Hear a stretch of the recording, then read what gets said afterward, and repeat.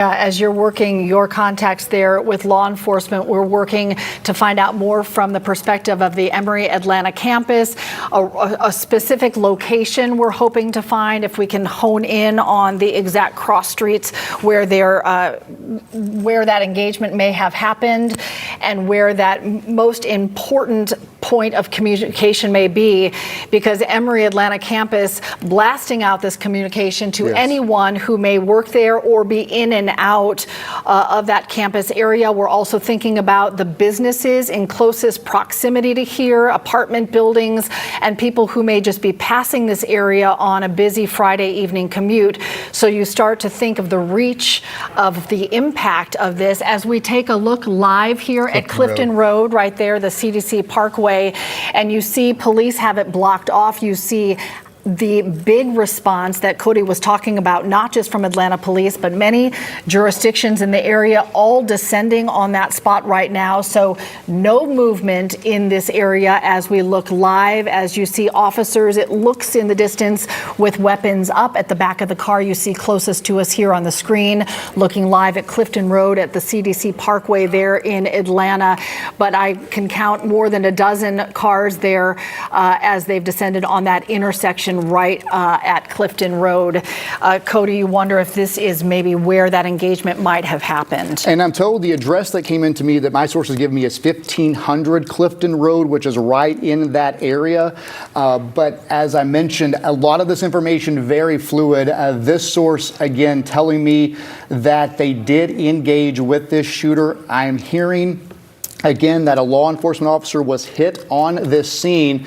And we've been talking about this as our newsroom is working to get information. We just want to let you know, if you know anybody out in Metro Atlanta, you likely saw this response from several miles away, and they are likely still responding. Every agency, especially GSP, you'll have the Sheriff's Office in DeKalb County, you have DeKalb County Police, any local jurisdiction that can get to this scene, it's an all hands on deck. That's APD, I believe, there with that sidecar there, kind of turned sideways. And what they are doing now is they are going to try to take down this threat immediately, no matter how they have to do it, of course. That's the number one goal, to prevent any casualties here. We have no idea on the number of people possibly that are involved in this, but you see those officers down on the ground there. That one is kneeling down. SWAT teams are likely going to be engaged here. I can tell you the GBI probably already activated here. They're pulling cameras from every angle possible. They'll use technology here. But I would imagine this entire area, I know for certain, it is locked down. They want that perimeter secured. Cheryl mentioned it. You can see the line of cars there. If that is not civilian cars, that's going to be about every agency that can get there. Because again, I was told the address given to me that came out was 1500 Clifton Road. Okay, let's pull up a map so that we get a better idea of this area that we're talking about as we're referring to Emory Point CVS. This is that Clifton Road location, and you see there are quite a number of big buildings around it. And the trees, as we here are in the city of the trees, this certainly is a point of challenge for any law enforcement as they are trying to find someone, because it's easy to run from a very busy building into the trees. So that's why they are setting up a perimeter around this area so that they can keep anyone out that might be in danger, but hopefully keep whomever they're looking for in so that they can find that individual. So that map gives us kind of a broader perspective as we now zoom into Clifton Road there on CDC Parkway. It's interesting to me, Cody, that you see those officers are clearly still in an engagement mode as they're kind of on the lookout, and how deep law enforcement cars run down the road here. It makes me really think of the fast response we saw to the Midtown shooter a number of years ago, how quickly this response was. That first kind of all points went out, that tweet we talked about less than 20 minutes ago, and here we see this enormous response, and how quickly I think the communication. Now we're getting a look from the 11 Alive Sky Tracker as we get a very close-up look at the number of law enforcement. We see Atlanta police first and foremost here, and the number of officers speaks to, you know, the seriousness of what they were encountering. You see looks like two SWAT officers running towards that building right now. We've got guns in hand as they approach the front of this building. They're right at the intersection.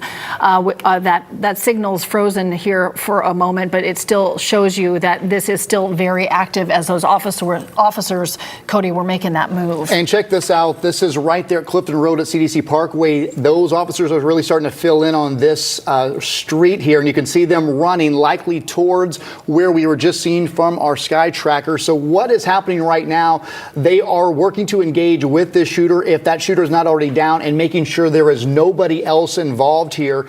But if you're just joining us, sources are telling me that at least one officer has been hit, and it does appear they did engage at some point with this shooter. We don't have much information on the condition of this officer or what law enforcement agency that officer belongs to, but I can tell you the sheriff's office there in DeKalb County Police, we just saw APD on that helicopter shot. You will have SWAT teams from multiple agencies coming together. They train for this. They do multi-agency training scenarios, hoping they'll never have to use it, but when they do, they want to make sure it's right and it's thorough. Of course, the goal here is to form a perimeter and to get this gunman locked down into an area where they can stop the threat. But as we just saw from Sky Tracker, we saw those SWAT team members with those long guns running towards that building. That does indicate things are still very active, and we've gotten no information from any of the social media accounts from Emory that the threat is over. The last we saw, of course, they were telling people to hide, fight, and run, whatever you have to do to protect yourself. And again, from what I am seeing, the first alerts for this went out just after 5 o'clock. The screenshots I'm seeing are at 5:02 p.m. is what we are hearing. And again, at this point, very little is being released, because here is the situation, folks. While we are wanting that information, while we are working in our newsroom, we have multiple crews out there. The number one priority here for law enforcement is to get this threat taken care of and to stop it. Their first concern is that. Their second concern will be alerting the public. But if there is any more public threat, they will let us know that. But right now, it seems like this is all now kind of in this area. It's all centered around that building, Cheryl, where we saw those SWAT officers running in towards. Yeah, that kind of curved opening at the corner there is where we saw some SWAT officers running towards. So that certainly is an area of emphasis. And as we get this perspective from the 11 Live Sky Tracker, you can see kind of up close those officers on the right side of that vehicle watching the corner of that building with guns in hand. And as we zoom out, you see more officers there as well. And that is the entrance right there to the CDC. You see it on the right. You can see the CDC sign, that little blue sign right there. And then across there, I believe those are type of apartments or part of the school there from the few times I've been out there. But as you mentioned, that's APD right there. That's DeKalb County Police here, along with several other agencies. As I mentioned, anybody in this area would be there. You see that officer there with that shield. That's what they can go into if they have to engage with anyone that protects them. It gives them more elements than just the vest. You see the officer down on the very far left. He has that long gun, his helmet on. These are SWAT team members. And sometimes it takes longer for the SWAT team to get there because those guys aren't actively always on duty. They are usually on some other type of situation or on a call, and they will be activated to come in and get there. And over the years, as active shooters have happened, this is a different and new view. Clifton Road at Houston Mill Road there. So you see a fire truck there as well, and a lot of fire trucks helping block that area. You also just, it looks like some like civilian cars, I'll call them, because they're not police, just commuters who are kind of caught in this as they're closing off this area. But you spoke about all the different jurisdictions, Cody, coming together over the years as these situations have played out. The technology to cross-communicate between different organizations and jurisdictions has been refined for these cases so that there can be communication between DeKalb, Atlanta, FBI, all of them being able to talk in this moment so that they can all be on the same page as they descend on this area. And then the communication for Emory as well. This is some video to the response response where you can see more law enforcement coming in as we are, if you're just joining us, there's an active shooter on the Emory Atlanta campus. There was a tweet out on X to run, hide, fight, and avoid that area. So anyone in that area, turn around and leave it. If you know of someone who might be in this area where we're talking about Emory Point near the Emory University campus and the main campus of the Centers for Disease Control and Prevention. So as a Friday evening or a Friday workday concludes, you can think about how many people are in this area when we're talking about either CDC employees or the over 30,000 faculty and staff members who are employed at Emory University, depending on how many were there that day. You see these massive buildings here. That just lets us think about the number of people who are in that area. So that communique going out to everyone in that area that this is what's happening, stay where they are so that they can remain safe as the law enforcement and fire department that you see here on the screen are coming into the area, continue to come into the area to address what's going on. Cody has fantastic, trustworthy sources that he's used time and time again within law enforcement, and they have been giving us real-time information about what they're seeing there on the ground, Cody. That's right. Again, this is all preliminary, but my sources are telling me that that one law enforcement officer who was hit has been taken to a nearby hospital. I do not have a condition, but what you're seeing right there, those are unmarked law enforcement vehicles still arriving to that scene. What we'll see likely in the next few minutes, you'll see the ATF, the FBI put out tweets or on X that they are responding. Those are part of SWAT teams because SWAT team members do not drive marked vehicles. A lot of those men and women will be getting those pages to get into their jobs right now. They will be responding there. You'll have multiple EMS staging. You will see that bus. That's likely the Emory, one of the college buses there. They will use those. They will use MARTA to use as when they're evacuating the area. They will use those buses as well. They also use those to move patients if there are any patients. You know, it's interesting that you bring up the buses, Cody, because 11 Alive reporter Grace King is on the ground gathering information and just let us know that all Emory buses appears to be being held at the individual stops. A couple of reasons this could be happening, just to make sure no one is getting out of the area that could be a potential suspect, but also to make sure the people on the buses stay safe. And these buses will be used for a lot of reasons, as Cody was referring to. And there is video out there. You can hear the gunfire from nearby neighborhoods. Actually, I have a friend that just texted me and said, what in the world is going on near my neighborhood? They live right around the corner from here. So again, many people just learning about this. You see law enforcement there still getting to that scene. This is an all hands on deck. Every agency in Metro Atlanta likely responding here. This goes to show that this threat does not appear to be over. It's unclear if this gunman is holed up somewhere, if this gunman is still on the loose. But I can tell you this, right now, law enforcement's main priority is getting this suspect pinned down in an area that they can contain and then either try to negotiate or eliminate the threat. However they have to do it, they will. We have no idea if anybody has been shot as far as civilians. Again, my sources are telling me that there has been a law enforcement officer shot and transported from that scene. I do not know the condition of that law enforcement officer, or I'm not ready to tell you what agency at this point, but I can tell you there was engagement between what appears to be this suspect and a law enforcement officer, and I'll tell you there are reports and there's video now surfacing from nearby neighborhoods where you can hear rapid gunfire, likely that shootout where they engage with this shooter. And then the big question is that shooter contained at this moment? Because we see this response, it's still at the level of intensity with lights on, guns drawn, the number of officers we continue to see moving. This sky tracker shot is a little bit spotty. This you still see a lot of movement. Cody and I both watched these two SWAT officers running towards that entrance to the CDC. So sometimes we just kind of base what may be happening on the movement we're seeing, and you certainly see that law enforcement still very much engaged.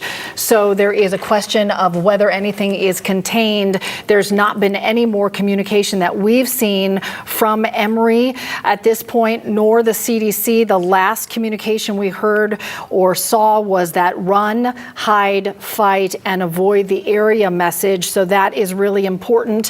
One, for the safety, first and foremost, of all those people, but also to give all this law enforcement some room to move. Because as Cody mentioned, video that captured rapid gunfire, some engagement between law enforcement and this active shooter, but we do not have any information at this point that the shooter has been caught or contained. So that is the number one question and the number one priority, as this is such a busy area. If you're just joining us, we're following breaking news here on 11 Alive of an active shooter on the Emory Atlanta campus at Emory Point CVS. You're looking at a live picture here of the front of the CDC headquarters. You see the number of law enforcement at that building. Bear with us as the technology's kind of catching up here from our helicopter as we cover this moment by moment with you here.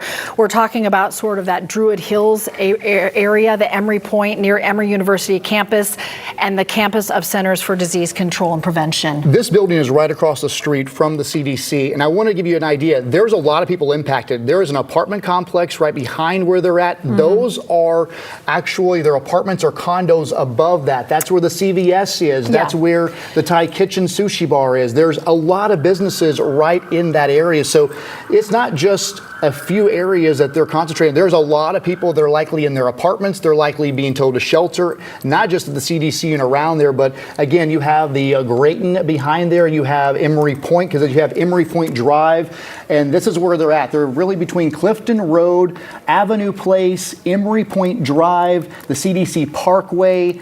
This is what we're talking about, Clifton Way Northeast. The original call that I saw whenever my source reached out was the 1500 block. The CDC entrance is around the 1600 block, and that building, Cheryl, that we're looking at right there, that is the corner of Clifton Road Northeast at the CDC Parkway, and there is a parking lot to the left of that building, and that is where there are some apartments, it looks like, above there. Behind that's Avenue Place, but there's a lot of businesses in that building too. So could you imagine you're in that unit right there, or the next floor up, you're looking down and you get word there's an active shooter. You see the CVS sign. Yeah, I was going to say they were hidden behind the trees in that other perspective, but you see that's the opening there, and you see the red awnings to the CVS right there. So it makes you question, is that shooter in that building? Where exactly did this happen? Because again, this came out from that original tweet that we were monitoring with that first tweet from Emory that the campus put down. And that's what we're trying to figure out right now, is where this started. But I can tell you, Emory University put out that alert.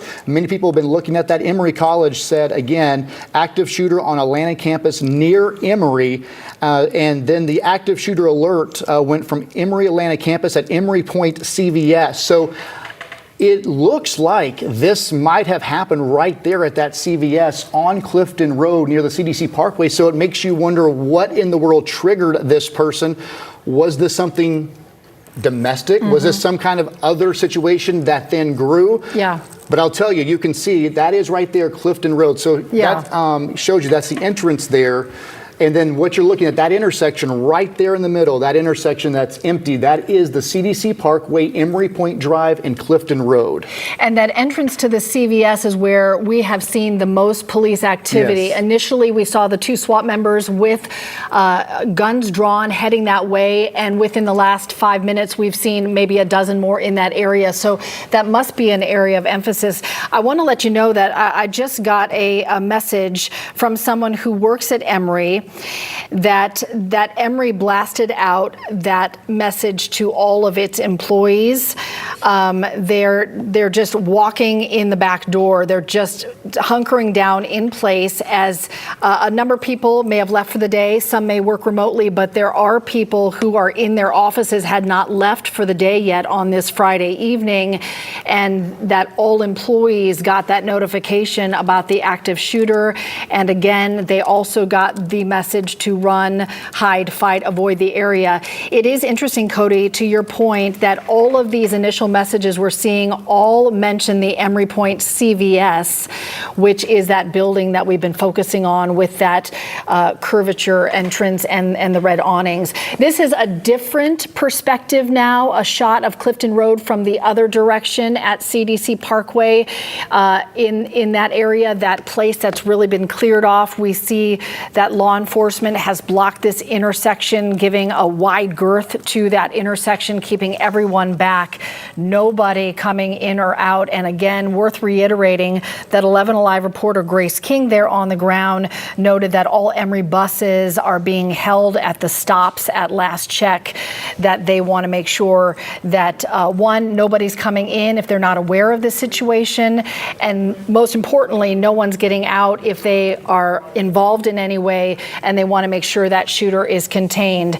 It is something that not only grips anybody watching in the city, but to Cody's point, there are so many apartment buildings in that area, and it is the intersection of the CDC headquarters, university campus for Emory, which is tens of thousands of people who are watching this all play out right in front of them. And I know if the newsroom can hear us, if we can hear us in the control room as well, keep an eye on it behind the CVS where possibly the suspect is down behind that vantage point we've been seeing, that area right there where we are seeing the SWAT team run towards. There is some reporting out there from sourcing that the suspect is down behind that area, but unclear if the suspect is in custody at this point.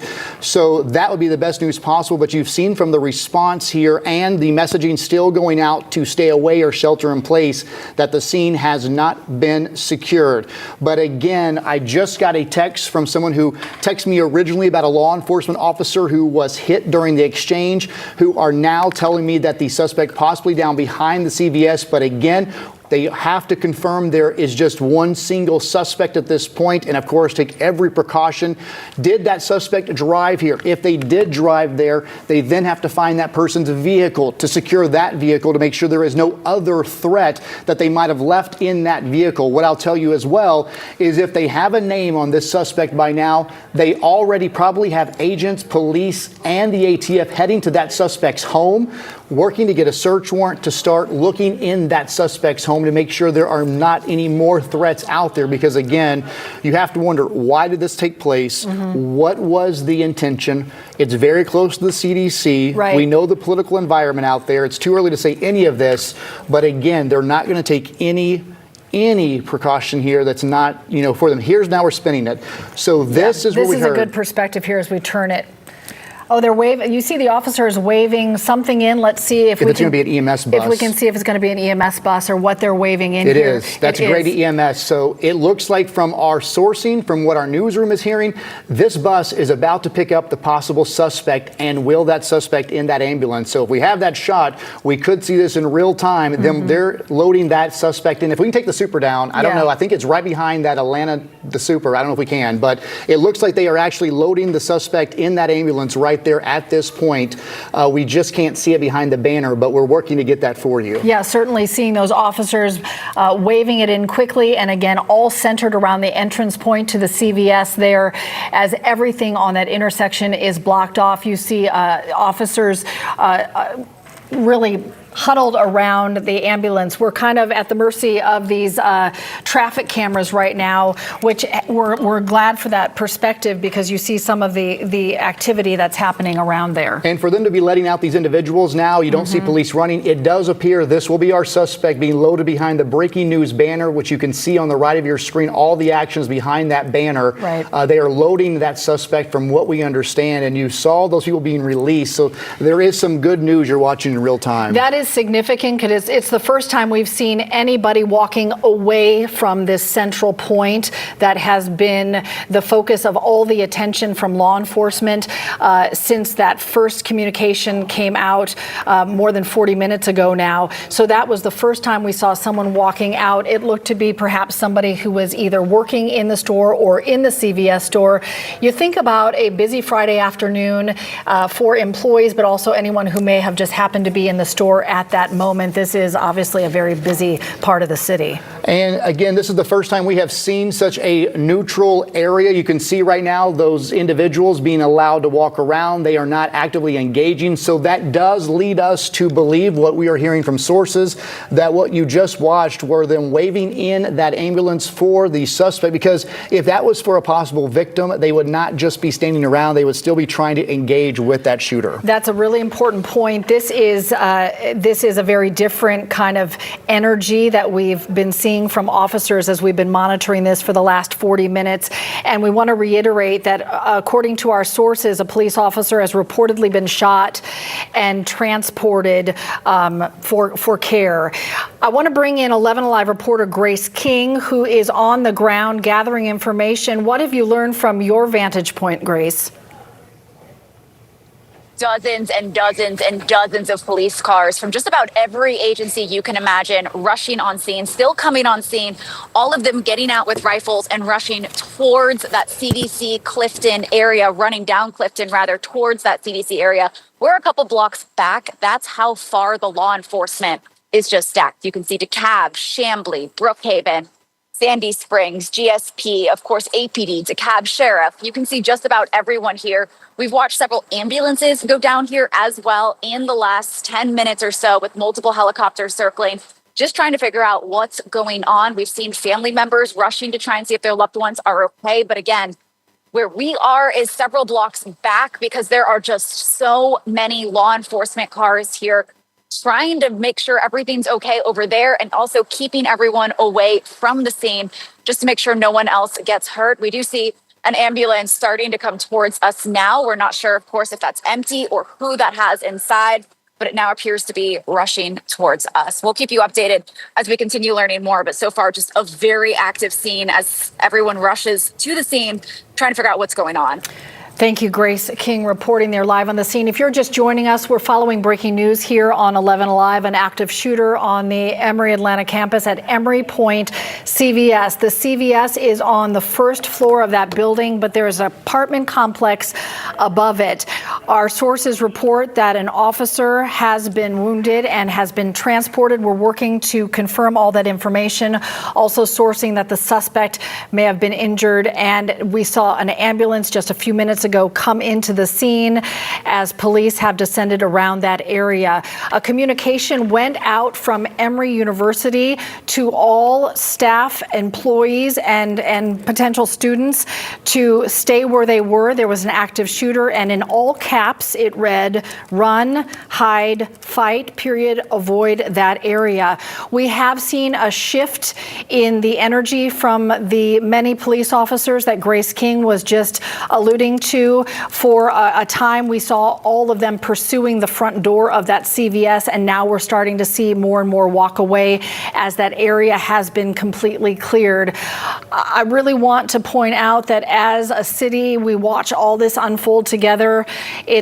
It is nerve-wracking. It makes anyone worried who knows someone who lives in that area, works in that area, goes traveling through that area. We understand that everyone's kind of on pins and needles, as we do not have information on whether anyone was hurt. We don't know who may have been inside the CVS when all this happened. We know there are videos that are circulating where you can hear rapid gunfire. So anyone who has been seeing this response, heard that gunfire, certainly is experiencing something traumatic today. And a lot of people out there are worried about them. Any information that we get, we will communicate to you right away. At this point, the only thing we're hearing from sources is about the police officer. We're not sharing the jurisdiction of that until that's confirmed, and potentially the suspect. We don't know of anyone else who's been physically hurt. And I can tell you, as you mentioned, with all of this opening back up, you see law enforcement leaving that scene. You see the fire department leaving that scene. It does appear that this threat is over. We first got the alerts from Emory around 5:02 p.m. You saw that massive response. This intersection was closed, and you can see all of the law enforcement and fire down this street here at Clifton Road. Sources tell me that initial call came in at 1600 Clifton Road. We believe this all transpired right outside that CVS. We don't know yet what prompted this. I can assure you there will be a news conference conference at some point because of the multi-jurisdictional response here. This is in DeKalb County. We know DeKalb County Sheriff's Office, police, we know APD was there, likely federal agents. And if this was a true active shooter type situation, likely the ATF and the FBI will also be assisting if they are not already on scene. So there will be a lot of questions we will be asking during this news conference, if one will be scheduled, which I'm sure it will, depending on what jurisdiction is taking the lead. But even DeKalb County Sheriffs, APD, Fulton County Sheriff, they're going to want to get in front of this. They want people to know what happened here. They want to talk about the response, how it went. They're going to have a debriefing now. That's what's likely going to happen over the next few hours. They will all step back. Once everything is neutralized, they will step back and look at this response to make sure they followed everything they have practiced in these past years. We did see so many jurisdictions coming in rapid speed. There was a fast response that we were able to watch here on 11 Alive in real time.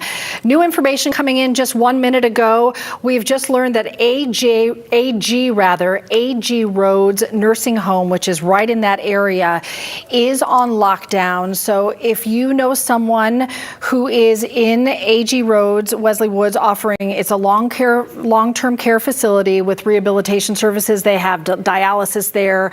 They have an Alzheimer's unit. So anyone who's living there or being treated there or working there is right now on lockdown, so nobody in or out. Wanted to pass that along, as that is the case probably for a lot of businesses in that area, as they're waiting for any new communication from police about whether it's safe to get out. We've been hearing about the engagement of one active shooter. We don't know if there's anyone else.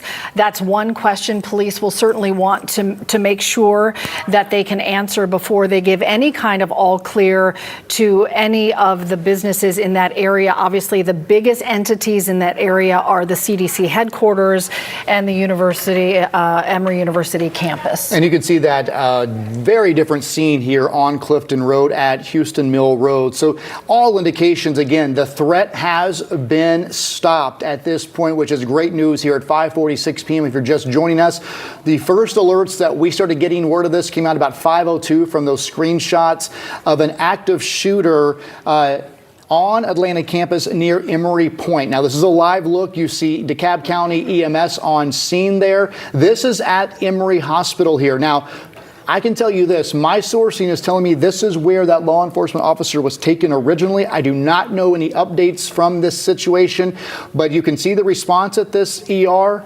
That is a good sign that law enforcement officer was taken to this hospital. Obviously, that officer did exactly what they're trained to do, engage with the shooter. That is the how the protocol is now. They don't sit back and wait. Those first responding officers, everyone going to that scene knows if they are the first law enforcement officer on that scene, their job is to find the threat, engage in that threat, and neutralize the threat, whatever that means, to get that threat taken away. So it's likely in that moment this officer engaged and that shootout happened, and that is how this officer was hit. Again, now we don't know if it was a through and through wound, if it was to the vest.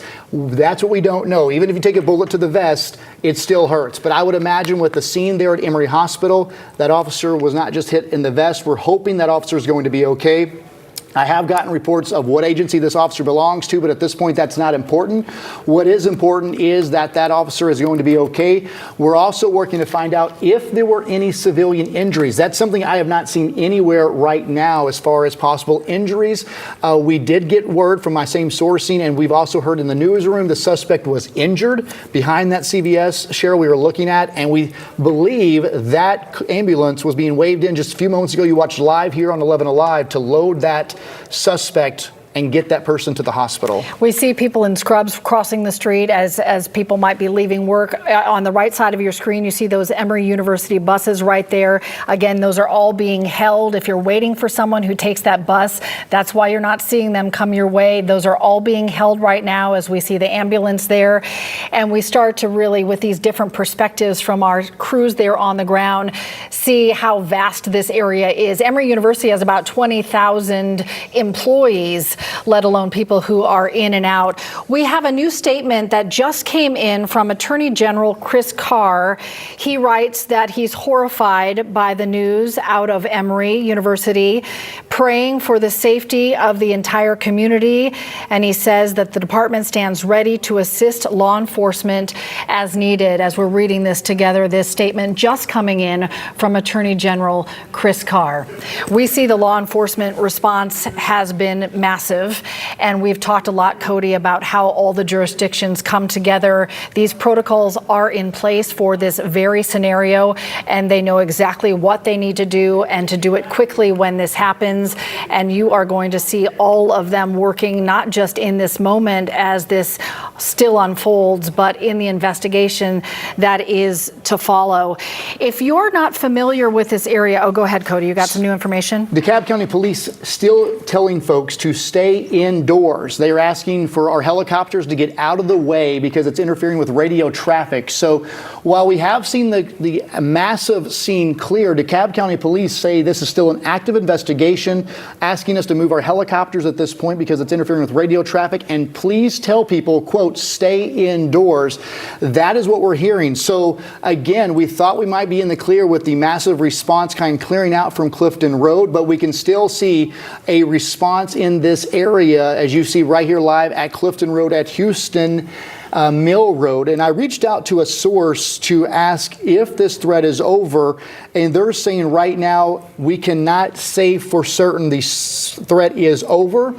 They're looking at the possibility there's possibly 2 shooters involved. Again, that's not confirmed, but I'm trying to be as transparent as possible with you from my sourcing who I trust, and that's what they're looking into. That's not a surprise, though, because they always have to do this. They have to confirm no one else was involved, but that is something now that they are looking into. And DeKalb County Police, again, now telling our newsroom to ask people to stay indoors and to move our choppers back because it's interfering. So this must still be a very active response and a very active investigation, which is not a surprise to what we've been seeing here. So obviously we are going to respect any wishes from law enforcement. So now our helicopter has moved back to give them more space, but we have good lenses that can zoom you closer. So I just want to communicate as we're talking about the request to kind of pull back, we're doing that, but we can still kind of give you a zoomed in look of what's happening. And that intersection is really the focal point of this investigation.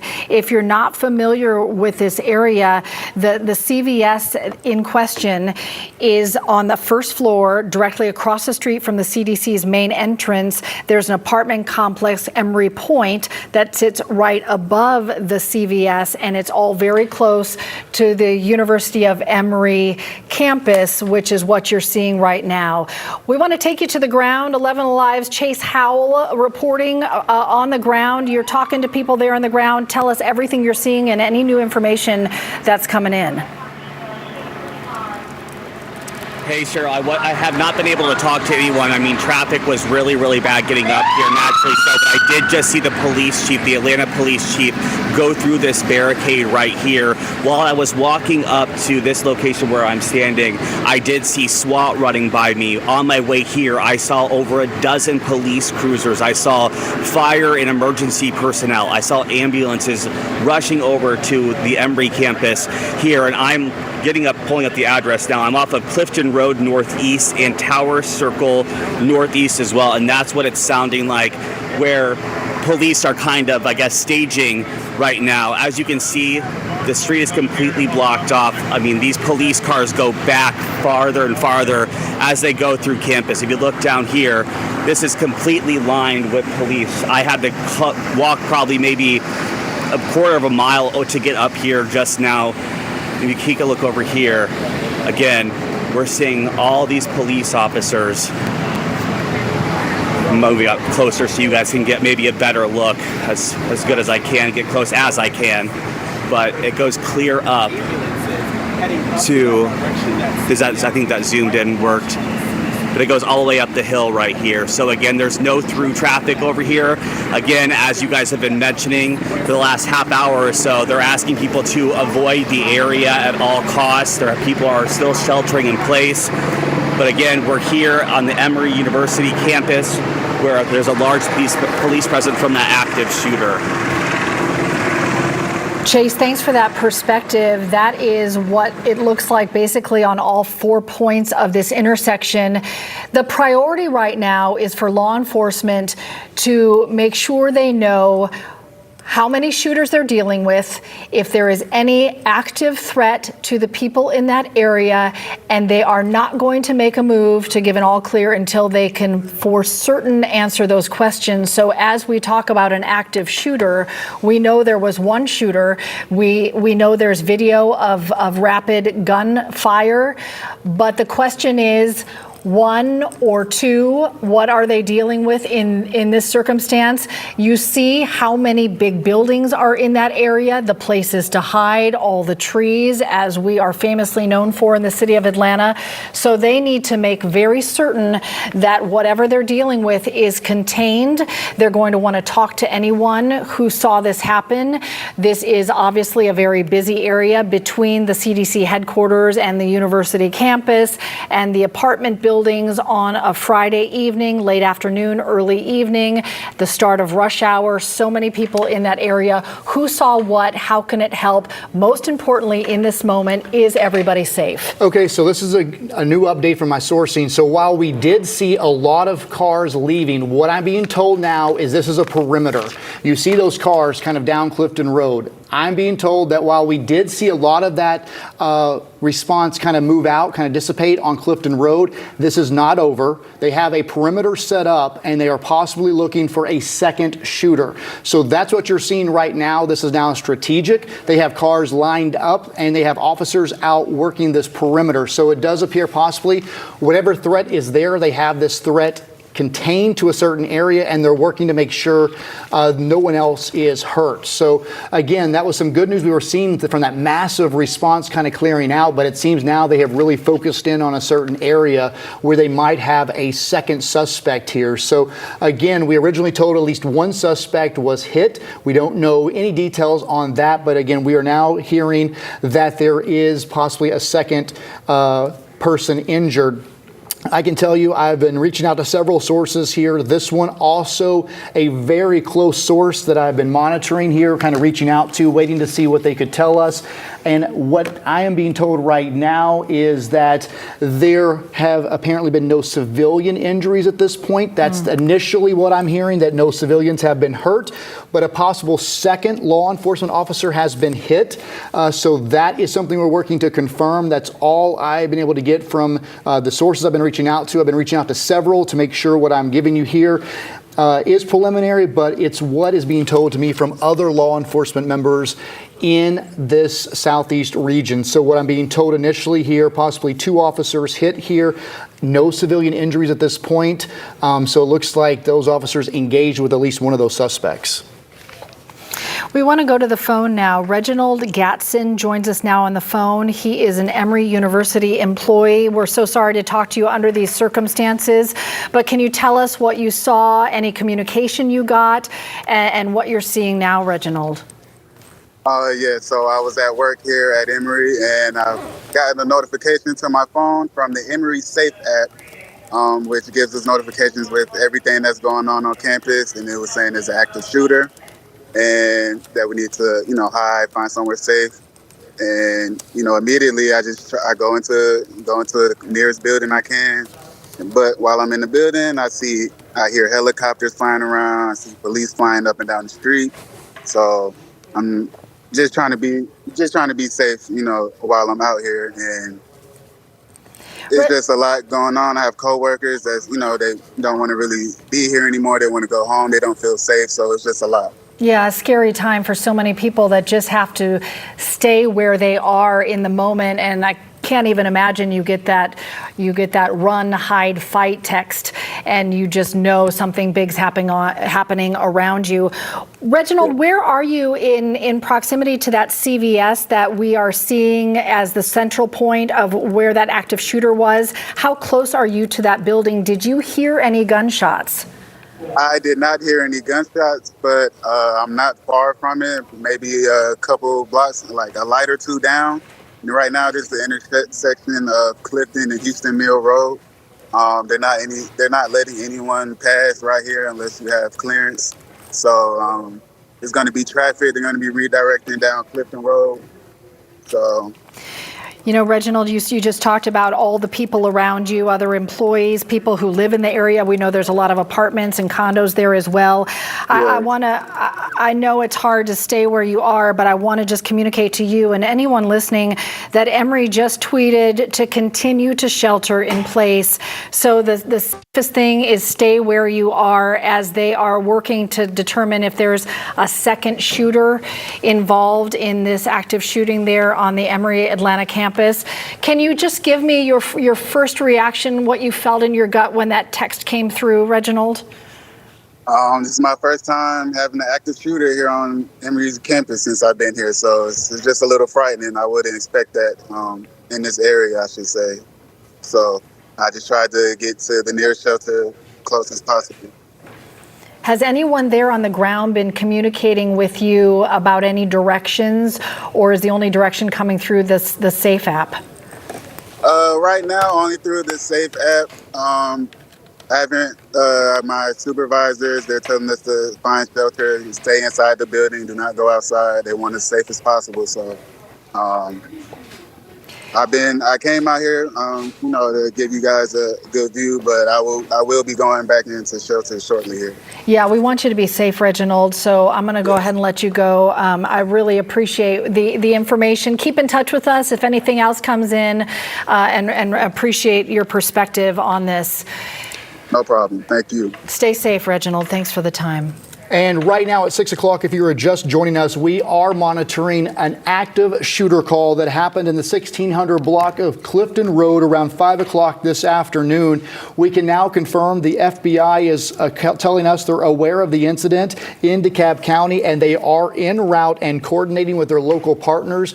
You can see even Lithonia Police, DeKalb County Sheriff, DeKalb County Police, Atlanta Police, multiple agencies are on scene here outside the CVS near the CDC entrance, where we now know it's confirmed shots were fired around the 5 o'clock hour, Cheryl, and our sourcing is telling us at least one law enforcement officer was hit and possibly one suspect as well.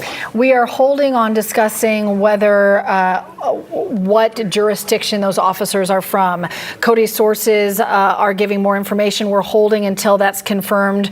We know there are a lot of family members and loved ones of law enforcement right now watching this play out, and we understand that's a nerve-wracking and scary situation.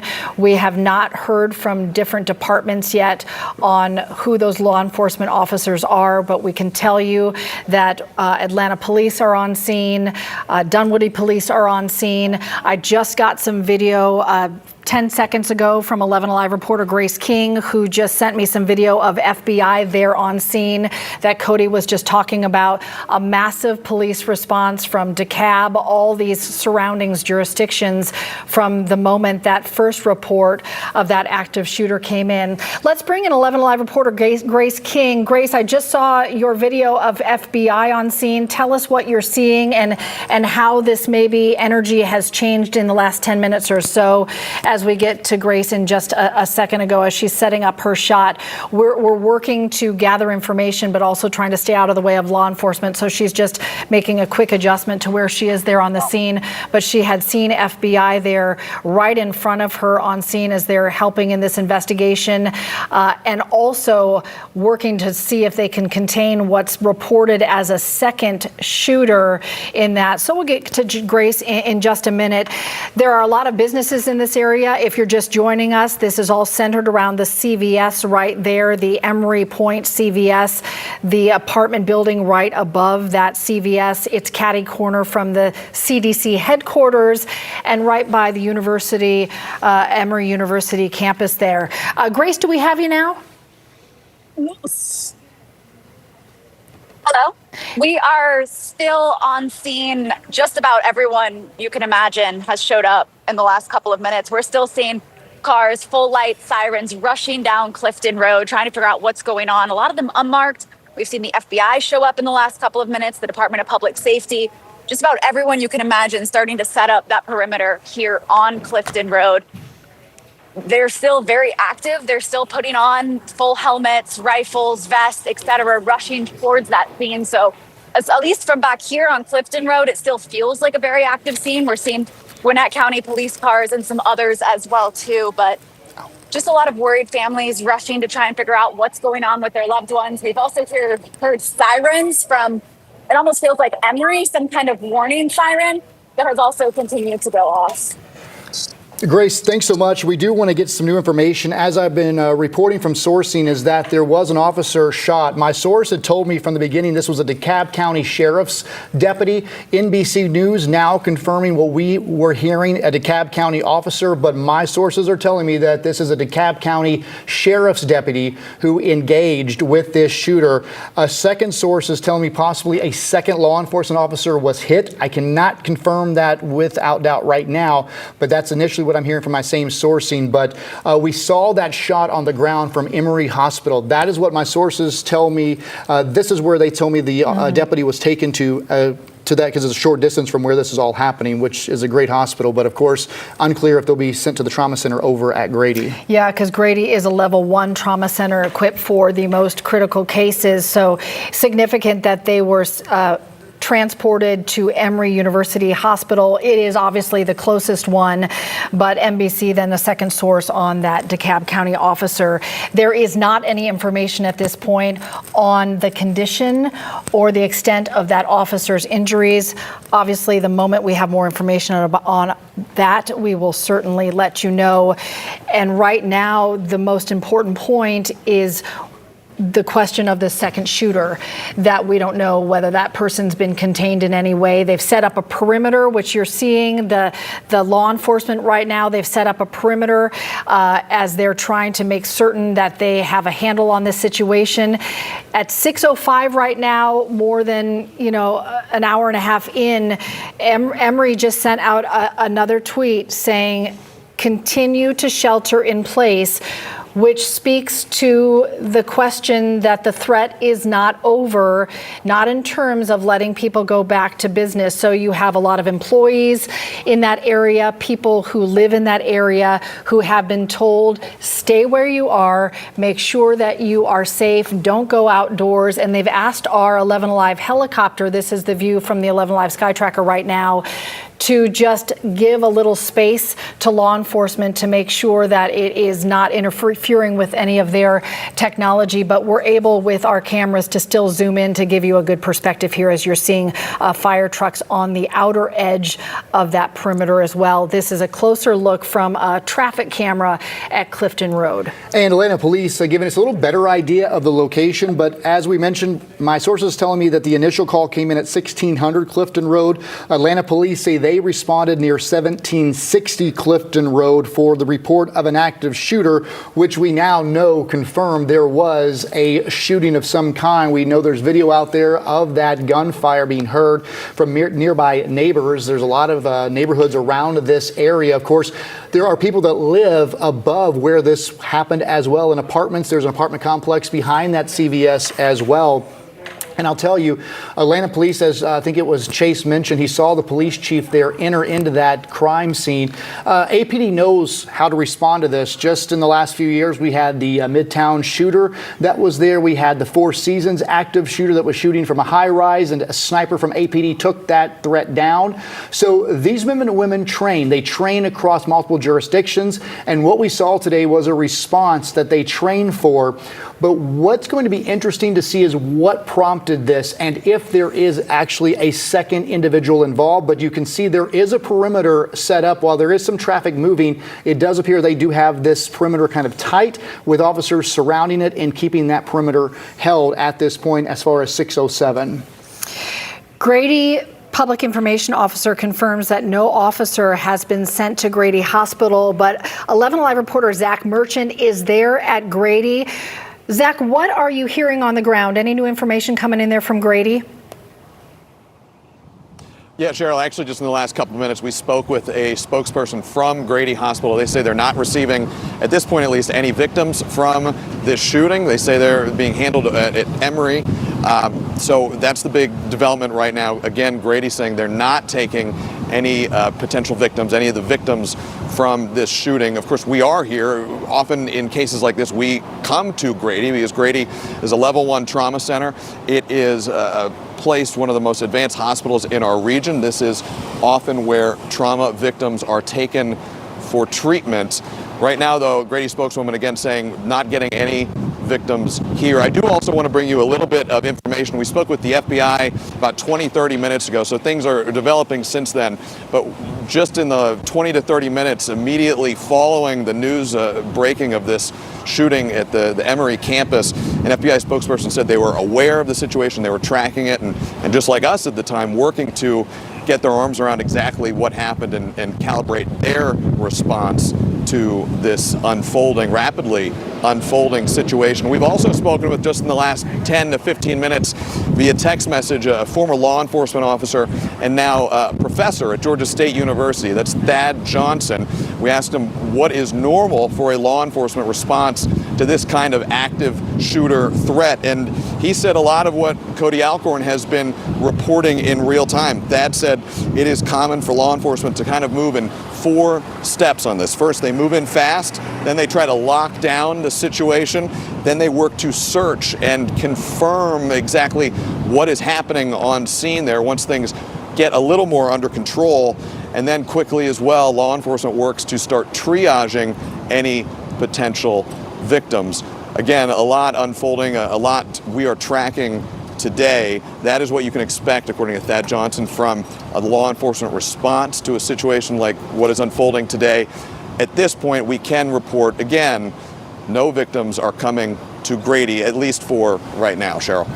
Zach, that is significant to your point, because when Zach's talking about Grady being the level 1 trauma center, it's significant because the most serious cases go to Grady for that purpose. So the fact that there is not someone there is an important piece of information.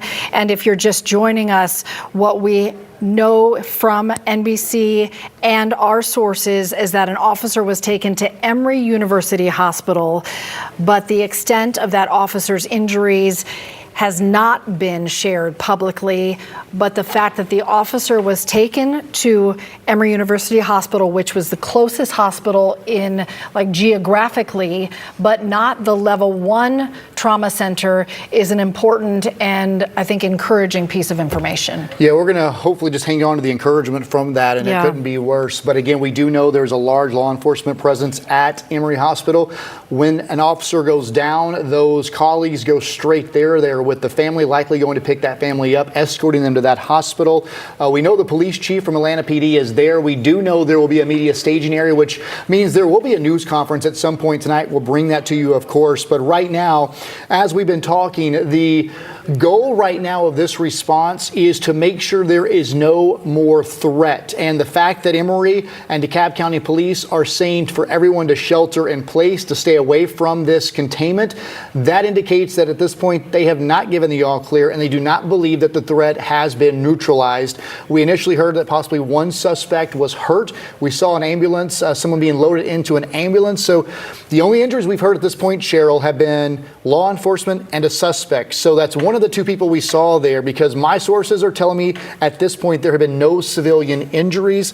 And if there were those type of injuries with traumatic injuries, they would go to Grady Hospital. Emory would take some, but they would be taking, if they had multiple gunshot victims, something like that with severe injuries, there's no better, you do not want to go anywhere else but Grady if you have those type of traumatic wounds. So again, the best case scenario here, it's going to be contained to what we have right now. Of course, we never want to hear a law enforcement officer hit, but they did their job. They stopped the threat before it got to civilians. So this is some good news, but again, right now we cannot say this threat is over here as of 6/12. And again, that the communication for everyone in this area is to continue to shelter in place.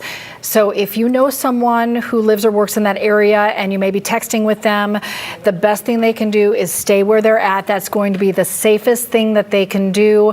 It is significant that there are no reports of any civilians being hurt, because this is an area where 11,000 people work at the CDC, 20,000 employees of Emory University, and a lot of apartments and condos in that area as well. So all of those people who are still there need to stay where they are for now. That is the the safest place that you can be. And I believe Chase has some movement over where he's at. Chase, what are you seeing? What's happening? And where are you exactly?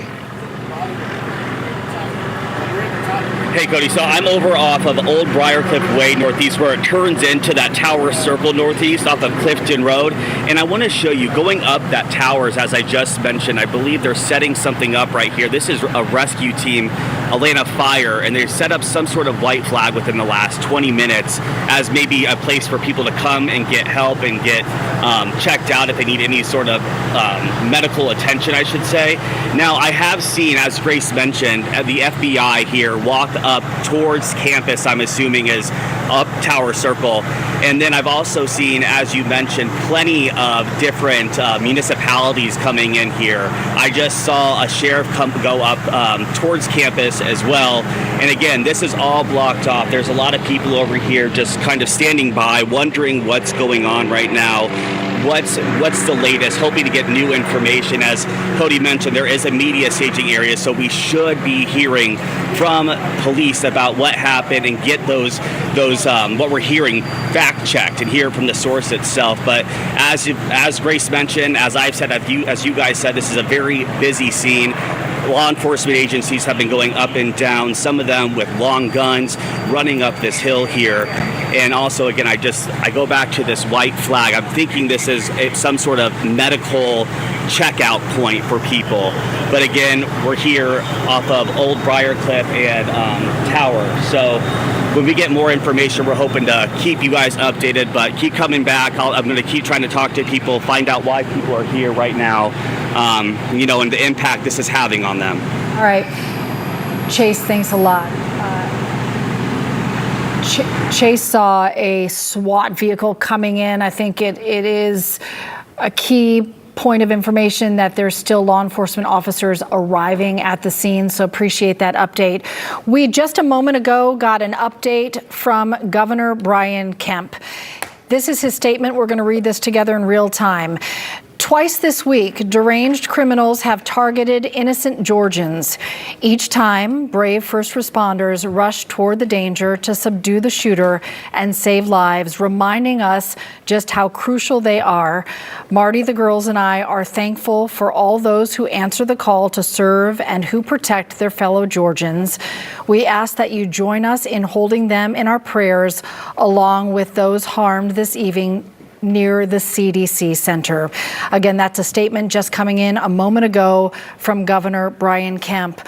We also have a statement from the Attorney General of Georgia, Chris Carr. We can pull that up for you as well here in just a moment.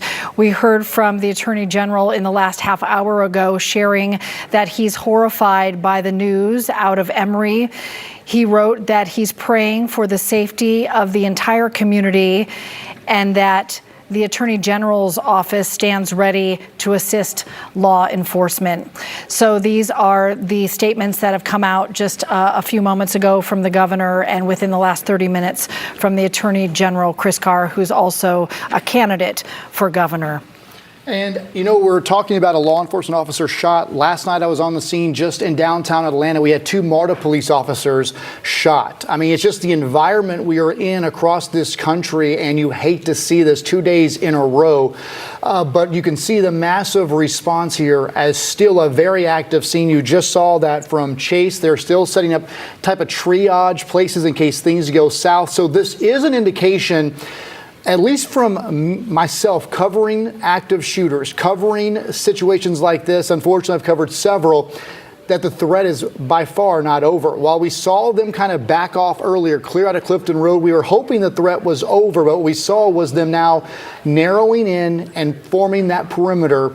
Initially, again, we were told from sources that the first law enforcement officer was shot in the 5 o'clock hour. We now know that was a DeKalb County Sheriff's deputy, according to sources, that was hit and taken to Emory. We also got word from sources in our newsroom that one suspect was possibly hit. We saw someone being loaded at an ambulance there out in front of the CVS on Clifton Road, right across from the CDC. We don't have confirmed who that is, but you see the SWAT team right there. That's a Bearcat. So if you look to the left of your screen, that is an armored vehicle right there. Now they have crime scene scene tape up across Clifton Road. That was not there during the 5 o'clock hour. So now we have yellow tape actually blocking that intersection. We saw all of that activity. We saw all of the SWAT teams running in there. So that's very interesting. And now we have a Bearcat outside that building, which they only bring those typically in to protect those SWAT officers who are now engaged with possible suspects. So that's an armored vehicle for them to get behind to kind of watch and monitor. So it's going to be very interesting to see what information is put out by law enforcement. Because at this point, Cheryl, nothing has been confirmed by law enforcement other than the fact DeKalb County Communications told NBC National News that they confirmed what we have been reporting from sourcing, that a DeKalb County officer was hit and taken to Emory.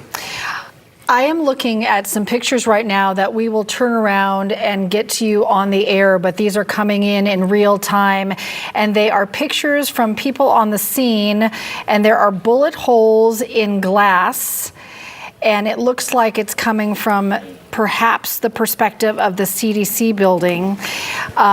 They're pictures from someone who says they are a CDC employee, and it is a source of someone here at the station. So we believe this is from a colleague at the CDC. We had heard about video where you hear rapid gunfire. So we know there's been exchange of gunfire, and now I'm looking at a number of different pictures of bullet holes in glass at the CDC headquarter building.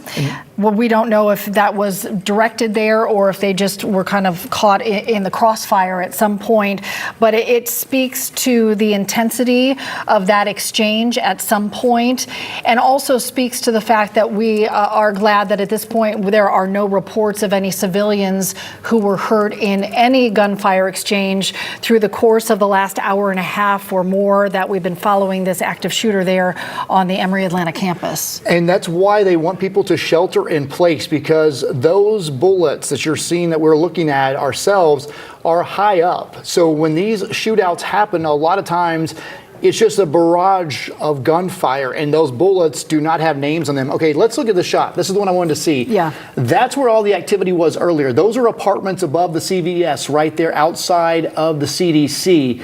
And that is Clifton Road. That's where all that activity was earlier. And now we have crime scene tape up at the entrance right there outside the CVS.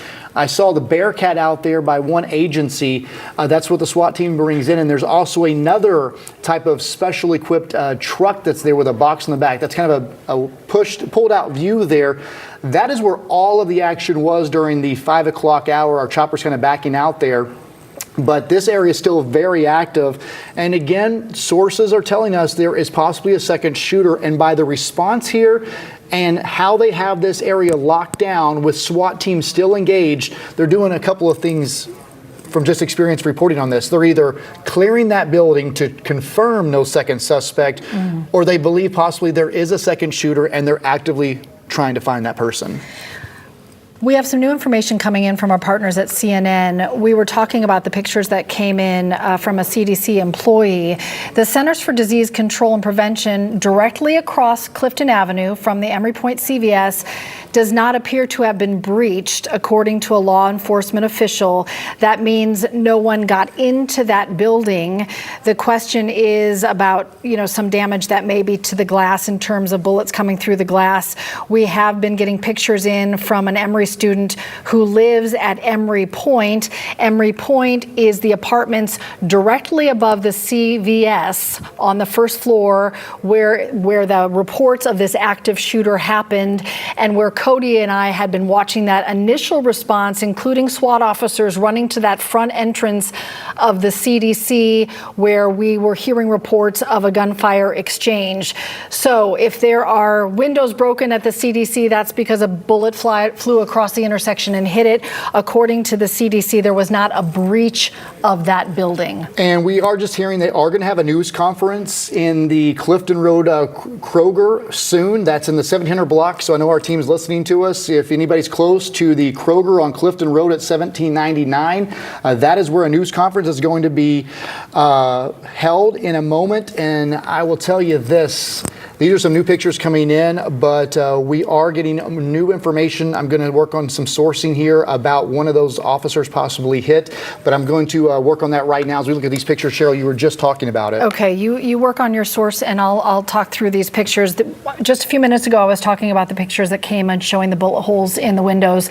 We're now looking at those pictures together. This is a close-up of one of the bullet holes in the window of the CDC building. This is a wider shot, obviously, this would be the perspective from the CVS or the Emory campus at Emory Point right there, looking across the intersection diagonally at the CDC headquarter building. You see, these are the pictures that show damage to some of the windows, bullet holes in some of those windows, diagonally across Clifton Avenue there. This is sent to us from an Emory University student who lives in the Emory Point apartments right above the CVS where that active shooter came in late this afternoon and where the police response has been happening ever since. If you want to cycle through a few more of those pictures for anyone who might have missed those, it would be great to show that in just a minute. We can get back to that. We're now looking at sort of the outside of this perimeter as fire trucks are blocking off the road, to Cody's point, setting up this perimeter to make sure that whatever threat may still remain is contained.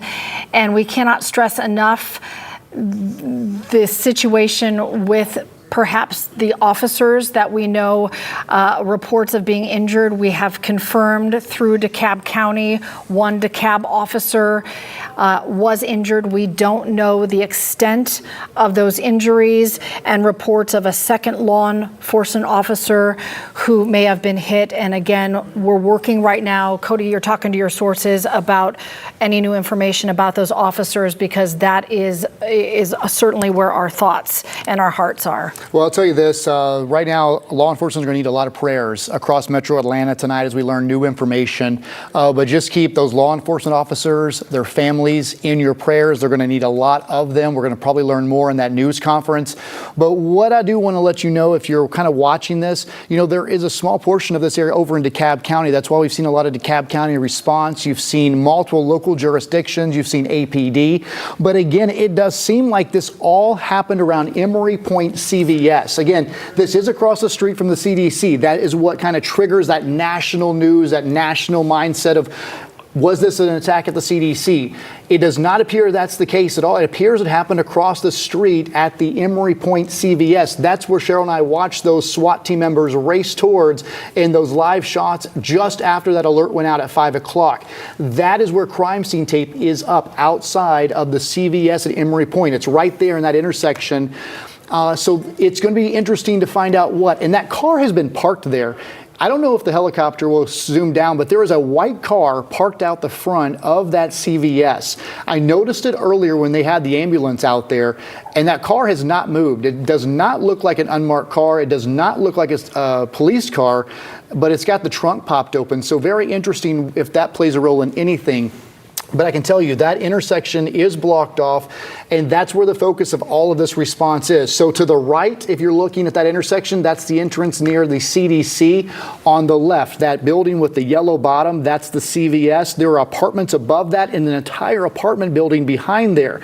So you see, and there's woods that surround it. Those woods to the back, that's neighborhoods. I've had a friend that he actually reached out and said, what is happening? Yeah. The video that people are sharing right now on social media of the shootout, the gunshots, those are from neighborhoods behind there that they had no idea at first what in the world was happening. They just heard the gunfire, got their attention. So that's At 11 Alive News, we get it.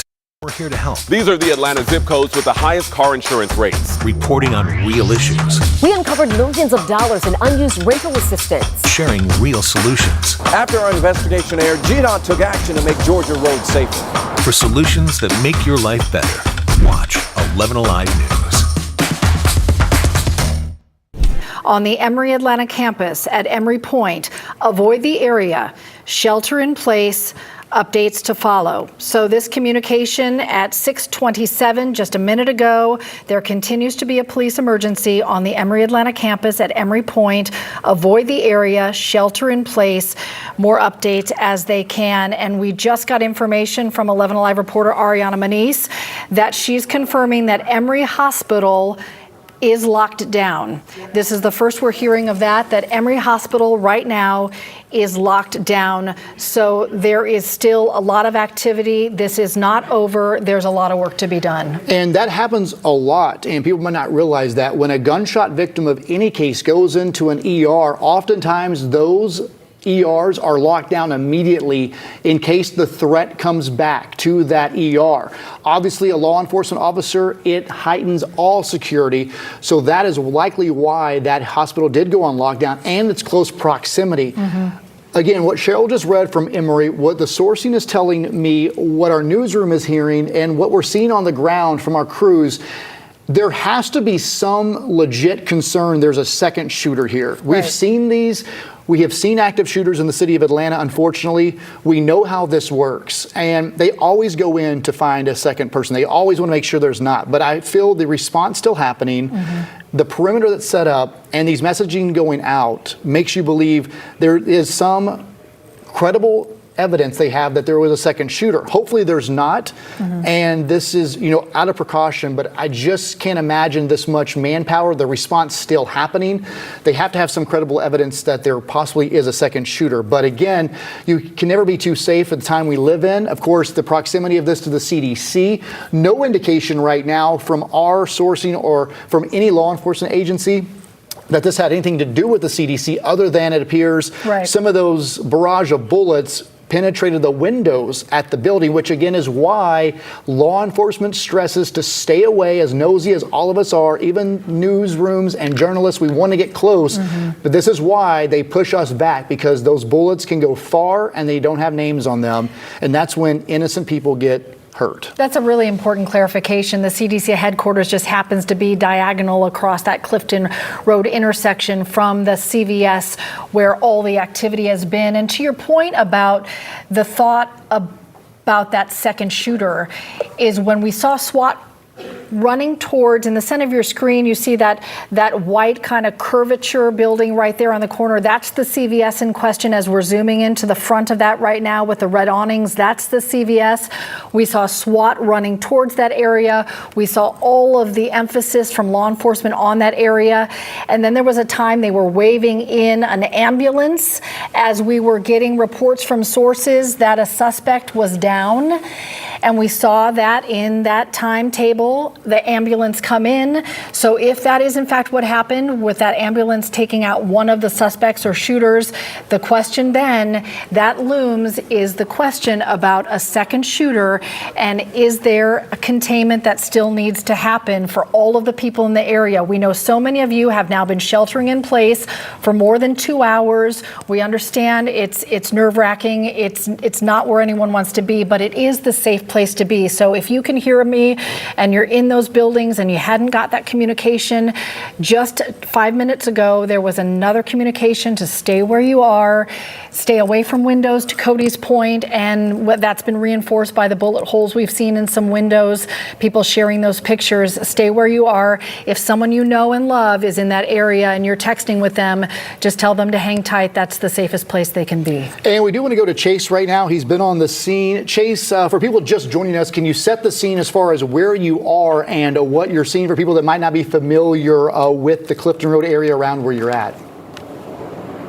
Hey, Cody, yeah, I can probably show you better than I can tell you, but if you look up this way, now what you're looking at is Clifton up to the CDC Parkway. You guys keep mentioning that CVS. Well, I would say 2 or 3 blocks down. And I mean, you can see all the law enforcement personnel right there. I mean, you have Brookhaven Police, you have Atlanta PD, you have Sheriff's Office from many different municipalities. I mean, you can see the SWAT. If you push more towards that intersection, Hunter, you can see that Bearcat right there where SWAT was coming in. And earlier, we also talked about how the FBI, I saw them walk up. So I do know that they're on scene. I mean, this is a all hands on deck. When I have have covered these types of incidents before, you see people from all over the area come in, all hands on deck to help one another. And that's what we're seeing right now. Earlier, I was talking to people where I was down the road a little bit more before we had the opportunity to move closer to the scene. And they were just devastated by what's going on. I mean, you could see the worry in their face and the pain that they felt, not knowing, if someone they knew may have been hurt in that shooting. And, your heart really goes out to them. And again, I want to kind of set the stage for you where I am. I'm on Clifton, right by the CDC Parkway. You guys, again, kept mentioning that CVS. Well, that's directly up the road, only a couple blocks, really. So we're really in the thick of it. I mean, the law enforcement personnel, this is just a tiny bit of it all. I would say this scene extends more than 2 or 3 miles, maybe each way. As you can imagine, this is all closed down. Again, I want to reemphasize this. Police are asking, if you don't have to be in the area, don't come in the area. Give them space to work. Give them space to investigate. As they said, this is still an active scene in that most recent tweet from Emory. So if you guys need to come in the area, just avoid it at all costs. Move those plans around. If you are a bystander, as we just heard from Cheryl just 2 seconds ago, I should say, you need to shelter in place. Stay away from windows. Make sure that you're not popping outside because, again, this is an active investigation and should be treated as such. Chase, thanks so much. Of course, a lot of law enforcement. It's interesting, like you mentioned, like Brookhaven Police over your shoulder. Jurisdictions from all over Metro Atlanta respond to this. And just 11 seconds ago, we got this tweet. A police emergency continues on the Emory Atlanta campus at Emory Point. Avoid the area, shelter in place. So again, it does appear that the Emory Point, which is where the CVS is, we're looking right at it there, that is where it's at. You know what? It just came in that the shelter in place a second ago was lifted. And I can also report that the mayor has now arrived on scene. We're getting ready for a press conference where we expect to learn a lot more information. This is a significant development because the fact that the shelter in place is lifted leads us to believe that the threat is at least contained, if not neutralized, because they're not going to have all of these people out and back out on the roads or leaving these buildings without that being the case. So the shelter in place for this area around Clifton Road by the CDC headquarters, the university campus there for Emory is now lifted. So just as Cheryl and I were just talking while Chase was talking, kind of to set the tone here, the first alert went out at 5:01 p.m. of this active shooter on Emory Atlanta campus. And then again, we just confirmed, as Cheryl mentioned, it was a 9-minute difference where they put out that the threat continues, and then 1 minute ago, while the emergency continues on the Emory Atlanta campus at Emory Point, the shelter in place has lifted. And you can see these many of SWAT teams are out there, APD as well. We do want to go now to the hospital. We have a crew there. So what are you seeing? We know this is where that, what I'm being told is the DeKalb County Sheriff's deputy was taken just after 5 o'clock. Well, Cody, you're right, and you and Cheryl both just touched on the biggest development. We're just seeing that tweet from Emory saying the shelter in place has been lifted. We do want to mention our own Ariana Manise just a few minutes earlier had said and had confirmed that the hospital here, Emory University Hospital, was on lockdown. Unclear at this point if the Emory University tweet saying the shelter in place has been lifted also means that the lockdown inside the hospital has been lifted. What we can say, and what you can see now probably through the lens here, is that there is still a massive law enforcement presence here. We're seeing lots of DeKalb police vehicles here. The speed, the pace here is a little slower than likely what we would have seen 30, 45 minutes ago as the scene was still unfolding. Because Cody, I mean, as you said, we have confirmed that injured law enforcement officer was taken to Emory University Hospital here. Of course, still seeing plenty of activity, helicopters circling overhead, law enforcement taking this very seriously. But as you pointed out, it seems some good news, the sense of things slowing down a bit here, the sense that the shelter in place has been lifted, gives us hope that this situation is contained. But as you can see here, here's a Clayton County Sheriff's deputy vehicle moving in real quickly here. And Cody, you pointed out, in situations like this, that's what happens. Just because this happened in DeKalb County, just because this happened in the Emory University area. It is not a jurisdiction issue. When a situation like this happens, every available law enforcement officer from any agency is going to flood the scene here, and that's what we're seeing at this moment just outside of Emory University Hospital. Again, we're still working to confirm if the shelter in place, or rather if the lockdown inside of the hospital has been lifted. Cody, as you pointed out, that's typically standard protocol when something like this happens. An ER, a trauma department, will lock down as a precaution, but as we've reported now, we do know that this shelter in place has been lifted per a tweet just a few moments ago from Emory University. You know, Zach, we were talking about it being significant that the shelter in place is lifted. In that same tweet, they talk about the emergency situation still happening. And Cody, as we were watching Zach's report, you just sense all that's unfolding as you see so many, especially DeKalb County vehicles there at the hospital as people are gathering around, you know, a law enforcement partner.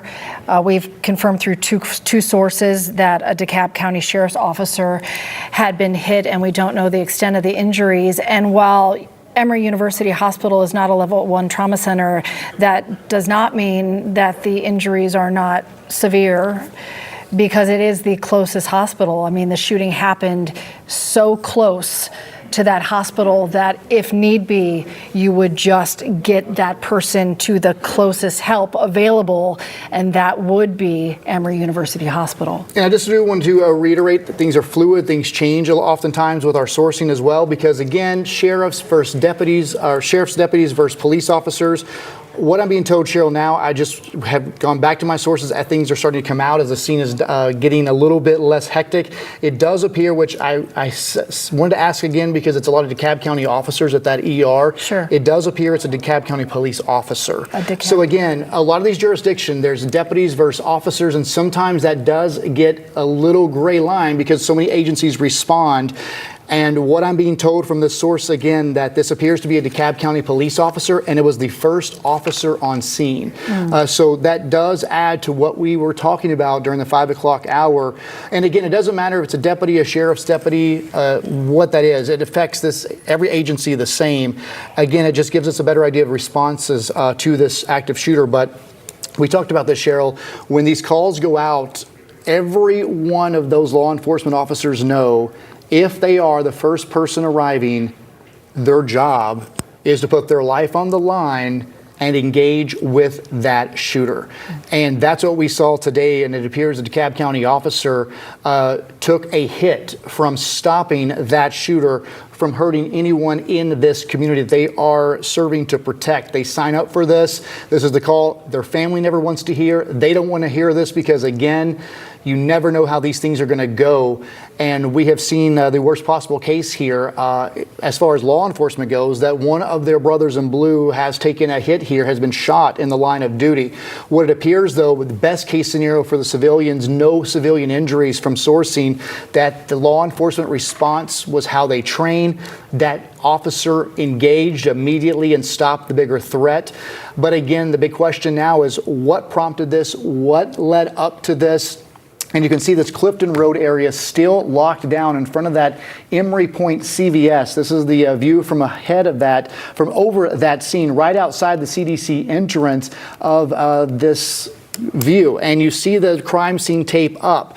And what I'll tell you, likely that response, it looks like the back of that is a shoot. Yeah, you see the back of that car is shot out. Yeah, there's no glass in the back windshield and see of the that liquids? vehicle. It's likely that engine was hit. It's likely that car right there was that officer who took a hit, or at least that officer was involved in that shootout, because you can see all of the liquids from that vehicle indicating the engine block was shot up. You can see the back window shot up, and who knows if it wasn't that officer from the back firing while trying to take cover. But that's the first shot I've seen anything like that of that vehicle being shot. No doubt. We'll try to turn that around so we can get a closer view of that. But the fact that the crime scene tape there, that will be a central point of the investigation. To Cody's point, we want to be sensitive that just because we saw a certain jurisdiction on that car, there could be a number of officers from different departments that were just using the car to shield themselves, but that also speaks to the gunfire exchange enough to, spill transmission fluid or whatever's on the ground behind that vehicle. And I'm comfortable to say this now. I've been checking with sources. I've held off because I wanted to make sure what we're hearing, but I'm now, at least through two sources, are hearing that one of the suspects is down, indicating that suspect has died, but they are actively searching for a second suspect. So again, we heard this at the end of the 5 o'clock hour. I did not feel comfortable going with it because, again, there's a lot of activity here, but sources are telling me that the one suspect is down and they're looking for a possible second suspect, which is why this is still an emergency situation, but the lockdown, the shelter in place has been lifted because it appears that they have this contained. So it's believed if, in fact, there is a second shooter, that shooter is within this perimeter.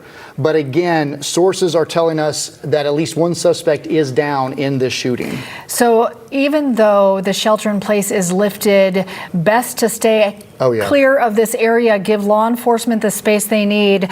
This view just shows you the crush of the response, from ambulance to battalion chiefs, firefighters, SWAT vehicles, patrol cars from many different jurisdictions. We have seen armored SWAT vehicles are there as well. And just a moment to think about every law enforcement officer who's responded, who is very well aware that that there are injuries that could be critical. We can confirm now through APD that one shooter is dead.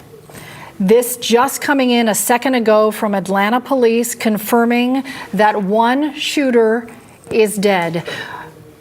Mayor Dickens and Chief Shearbaum are on scene. They are there at that intersection. We expect will be part of a news conference we're waiting for momentarily. As soon as that starts, we'll bring it to you. We expect to get a lot more information at that point. But again, APD confirming that one shooter is dead. Okay, and this is new. There is no ongoing threat to the Emory campus or the surrounding neighborhood. The incident involved a single shooter who is now dead. So again, while they were possibly looking for a second suspect, APD putting out just 1 minute ago, the threat to the Emory campus is over.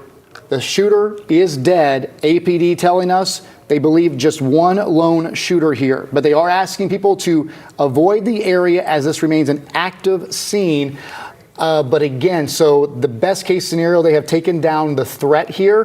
That is what they do. They don't shoot to injure when these type of situations happen, because again, this person put this entire neighborhood on lockdown, and when they engage to neutralize the threat, and this often happens in active shooter situations where they're not going to shoot you in the leg, they're going to make sure you stop shooting at them, and we saw that. We saw the exchange of gunfire with this suspect. So the big thing now is checking on that officer. And of course, that's the concern now. The suspect, of course, they want him alive because they want to find out exactly why. So that's part of the investigation happening now, Cheryl. With the suspect down, 99% now they have an ID.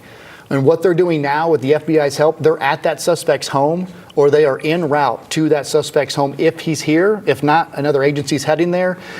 And that starts this whole investigative process.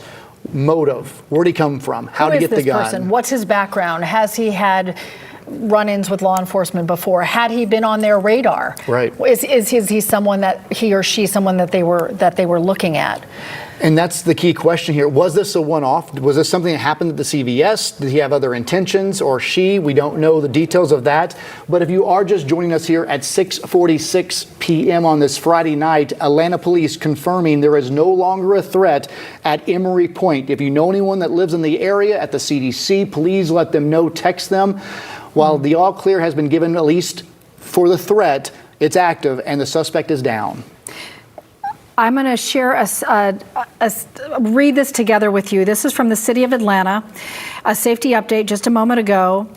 There is no ongoing threat to the Emory campus or the surrounding neighborhood. The incident involved a single shooter who is now deceased. One law enforcement officer was injured in the course of the response. Please avoid the area as the scene remains active and law enforcement continue its investigation. We thank you for your cooperation and will provide updates as more information becomes available. So we have seen these waves of emphasis first making sure all the thousands of people in that area were locked down and secure, and that the shooter was contained and neutralized. We know those things have been resolved. All of the energy now goes towards how is this officer doing that we have confirmed is a DeKalb County police officer, the first officer on the scene. So the officer who first came face to face with this active shooter at the CVS there off of Clifton Road. That is where the emphasis is. Our thoughts are going for not just that department, but all departments, to that person's loved ones, to their families, to the people who care about them. And then also the investigative arm is now just really cranking up to answer all of the questions about how this happened and why this person did what they did. And just real quick, the reason why this remains active is to put some perspective. There are 24 buildings in this area on 10 acres of property, and what they have to do is clear all of this. While yes, APD says they believe there's one shooter, they still have to do due diligence to make sure that there is no other threat. There was no threat left, because we mentioned this, Cheryl, you don't know the motive here. So while yes, the shooter might be dead, there could be other threats left behind. So many people heard this happen, saw this happen. Chase Howell is with an Emory University employee right now who saw what happened. Chase, let me hand it to you so we can get that perspective. Cheryl, Cody, this is Chris Weber. He is an employee at Emory University. Chris, you see what's going on right now at your place of employment. What's going through your head? I was just a little confused what's going on. I've seen a lot of protesters up on that corner over the years, but I never really thought that anything like this would happen. Did you happen to hear those shots from that active shooter situation just about a block or two up the road? I believe so. I wasn't really sure what that noise was. I'm pretty much buried deep in this building here, but I did hear something. You look at all these police officers, FBI agents, the sheriff's office. What's going through your head as not only an employee of Emory University, but as a human? Well, I feel actually pretty well protected. Our emergency management people, the first thing they did was send out a text that said, hey, be in place. And that was my first note that something really bad was happening. Then I heard helicopters. Just, yeah. But I feel well protected. I feel like response, maybe a little too much, but it's proportional. I see you're in your truck right now. It looked like you were about to leave. Did they give you the all clear to leave? And how do you plan on getting out of here? Yes, they did. And I am not sure. I'm going to wait. I'm just going to pull back and wait, I guess. It looks like I might be able to go that way now, but I'll know. Something will happen pretty quick. Mr. Weber, I mean, an active shooter situation so close to where you work, not even 2 or 3 blocks up the road. I mean, what's that emotion? I mean, you get that text to shelter in place. What goes through your mind?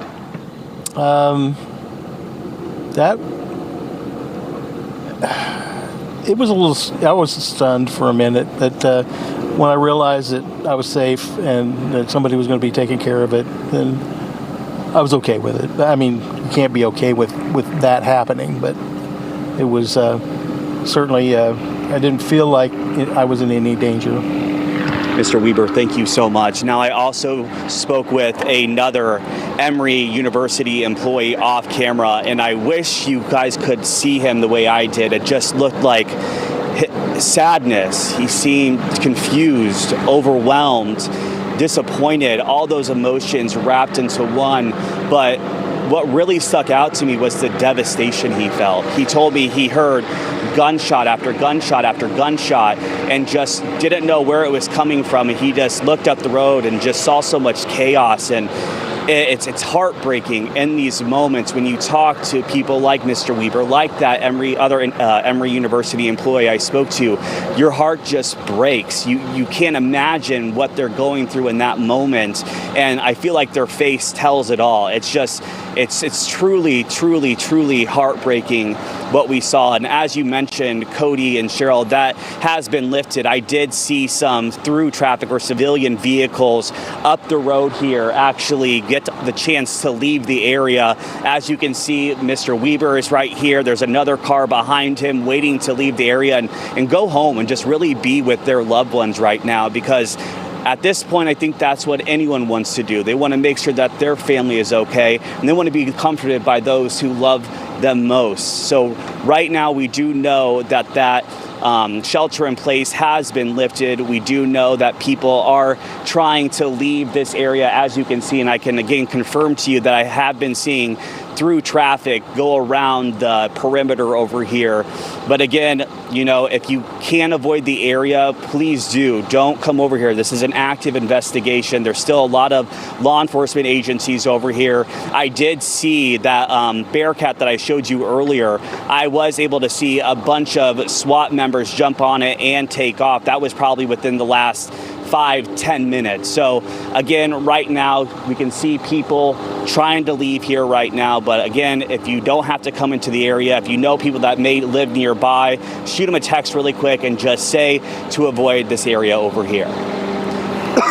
Chase, no doubt a lot of grateful reunions about to happen. We're glad that all the civilians were safe, but our thoughts for law enforcement right now, as we know that community is dealing with a significant loss. That's right. I've been working my sources on this, and I can tell you I got the first indication of this heartbreaking news just after the 6 o'clock hour. We have held off reporting this to give some time here because, again, this is impacting a lot of people. Originally, we were told this was a sheriff's deputy, but what's my understanding now, it was a DeKalb County police officer. Sources are telling me this DeKalb County police officer was first on scene, engaged with this shooter. And tonight, this source is telling us that this officer paid the ultimate sacrifice today while protecting this community. This officer signed up to do this, to serve this community. And at this hour here, going on the 7 o'clock hour on a Friday night, the DeKalb County Police Agency has lost one of their best here. And again, that's coming from sourcing. We do know a news conference will be coming up, and it's likely the chief will talk about this. But just a heartbreaking situation. It's the worst thing that can happen to anybody who puts on that uniform. You go into work, you expect to come home. It's not guaranteed, but today we saw what can happen because, again, that's why they call no call, no matter what it is never routine in this industry when it comes to serving and protecting our communities. There are no words to express our condolences for that loss. And I think what you're saying about the ultimate price, but also the ultimate gift to all the people in that area who are okay tonight because he or she confronted that shooter. And we're thinking about his or her immediate family and all of the law enforcement community that our sources are telling us lost one of their own in this active shooter off the Emory campus. And it does, as we were getting the word behind the scenes of what was transpiring with this officer, it matched what we were seeing in real time. Right. What we saw was that they rushed this officer to Emory, and we had crews. You saw Zach Merchant at Grady because that's what typically happens. Anytime, even if you were shot as a civilian, you go to Grady, they fly you there. Mm-hmm. Anytime we usually have an OIS, which is an officer-involved shooting, and an officer's been shot or even hit by a car, anything, they try to get them to Grady as fast as they can because, again, there's no better team, I would say, in the state or in the Southeast if you have a trauma like that to get help. And they save lives there. They save lives every day in the city. So when we did not see that officer get to Grady, we knew it was likely one of two things. Mm-hmm. It was either the injuries were not as severe, they didn't have to go to Grady, and it's the other that we did not want to say on the air is that all they could do is get him there or her there and try to save their life. And that's the only option they really had with probably the severity of the injuries. Because Emory University Hospital is right there. So the immediacy was was now we know, because of the severity of the injury, getting to whatever help was closest. If you're just joining us, our sources are telling us that a DeKalb County police officer has died in the line of duty, confronting an active shooter at the Emory Point CVS. The first warning for the public to run, hide, fight, and avoid the area came out just about 5 p.m. And just before 7 p.m., the news that the officer has passed away from our sources. Again, we're waiting on a press conference. Atlanta Mayor Andre Dickens, Atlanta Police Chief Darren Shearbaum. This is the setup for that news conference. We expect DeKalb County would be represented there as well to hear more about, hopefully, this officer and what we can learn about this officer and how they put themselves in harm's way to protect the greater community in an area with tens of thousands of people. And I do want to show just the respect that we are attributing here, because many of you might ask, well, does this family know? And I can tell you, the first text that I got when we started reporting this was at 5:06. That's the first text, and I can tell you, I will read the text to you to show you what we knew, what we held off on. To be transparent, though, I wanted to let you know at 5:06, the text that I got, active shooter near the CDC, one officer shot. That alert from Emory went out at 5:01. So that means within just the 10-minute window, likely around just before 5, and that shows you that officer was one of the first on scene, if not the first, engaged, and we knew that officer had been hit. But out of respect, we held off. And then in the 6 o'clock hour, we heard the worst that we could possibly hear. We wanted to make sure we got our sourcing correct. That a law enforcement officer there in DeKalb County paid this ultimate sacrifice, and it's a heartbreaking situation there. This will impact all of those officers because likely what happened in this exchange of gunfire, there was an officer right behind this one. And that officer probably had to pull that officer out. They probably threw him in a police car and ran him to Emory. They didn't wait for an ambulance. And that's what people don't understand sometimes. If you've not worked with them in the field, if you haven't been around them, they get up. You know, I know there's some bad apples out there. One doesn't make them all bad. And I'll tell you, those officers went to the gunfire. They did what they had to do, and you see what happened. And I'll tell you, what will happen with them is this will hit all of them. The ones that witnessed it, they might have never even seen an officer involved. They might have never seen this. And when it's your fellow brother in blue or sister in blue, it changes everything. And, you know, they have to stay there and keep investigating. That's the part people don't understand. They couldn't stop and take it all in. They have to keep going. I was just thinking that as you said that. This image is really important. If you look closely, the back of that car, the windshield is shot out, and there was a lot of liquid under it, which speaks to damage from gunfire. That vehicle is right by the front door of that CVS where we believe that gun exchange happened, so that crime scene tape around the vehicle points to that would have been the vehicle officers were shielding behind when that shooting was happening. Again, this is that. We'll try and isolate that video for you because that's really where all of that would have happened. And I'm seeing video on coming into the 11 Alive newsroom from people who live in the area who are starting to share video of the gunshots. We're going to just pause and play some of that for you so you can hear what people in that area were hearing.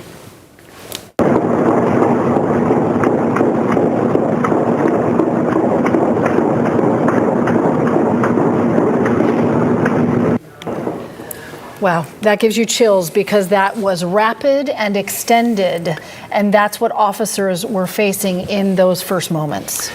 And again, it goes to show you that's what they were going into, and I always bring this up, that's what they trained for. In 2025, they rushed to that scene. Their number one priority is to engage immediately and not wait. You've seen the FBI there. What is going to be one big question at this news conference? They likely won't answer it for us, but, you know, a motive. Where did this guy come from, or this woman? We do not know the suspect's identity, but Again, it was outside Emory Point. CVS telling NBC News National that everybody in their store was safe. In fact, NBC News reporting that they were told by the corporate of Target that this happened near their store. So we're wondering if this happened just out in the street and what was the intended target here. That's something we hope to learn in this news conference, which we will bring live. And just a programming note, probably the most least important thing, but we know we get people that call in. Wheel of Fortune and Jeopardy are on the WATL at 7. So that's where those are at. If you're joining us to watch your nightly Wheel of Fortune or Jeopardy, that's over on the WATL, and it'll start at 7, which is already under programming. But the reason we are on the air and we're staying on the air is because one of the men or women who signed up to protect us every day, no matter how much heat they take, lost their life protecting a community and protecting those folks there outside the CDC and all of those people who live along Clifton Road. That's why we're staying on the air, to learn more about this officer and about this heroic act this officer carried out today, because again, the sources are telling us this was one, if not the first responding officer who engaged with the suspect and likely could be the person that took him down.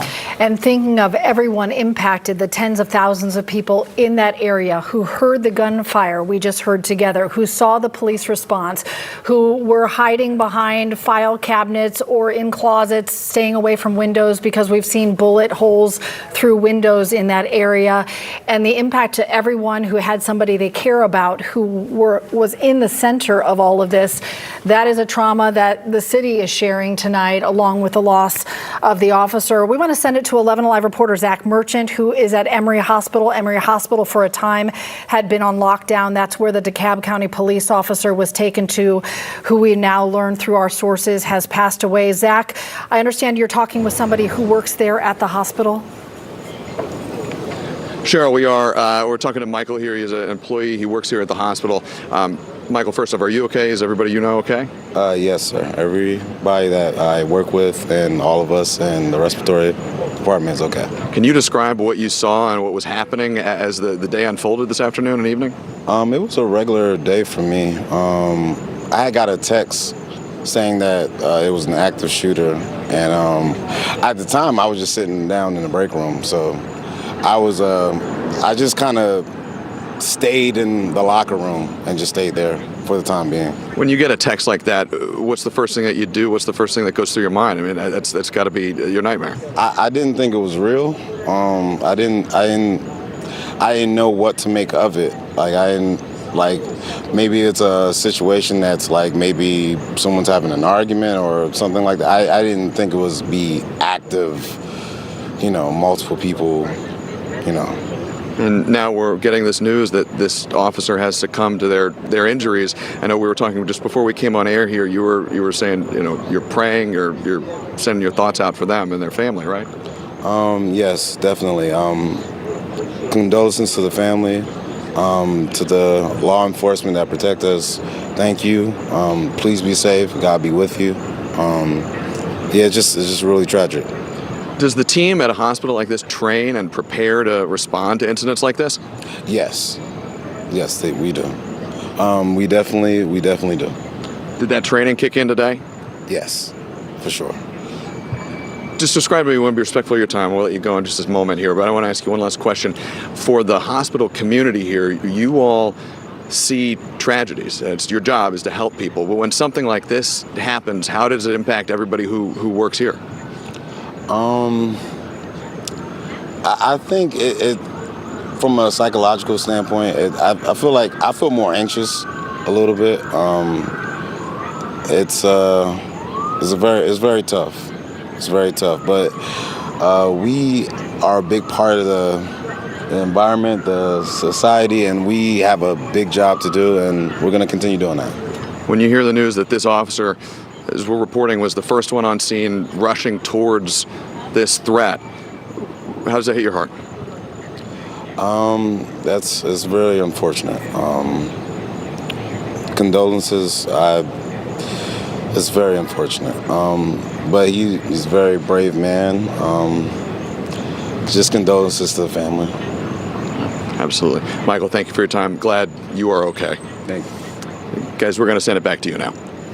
All right, Zach, we really appreciate him sharing the perspective. I know for everyone who's been in that area, it's really kind of all sinking in. You know, the first text alert came out just after 5 o'clock with all caps saying, run, hide, fight, avoid area, active shooter.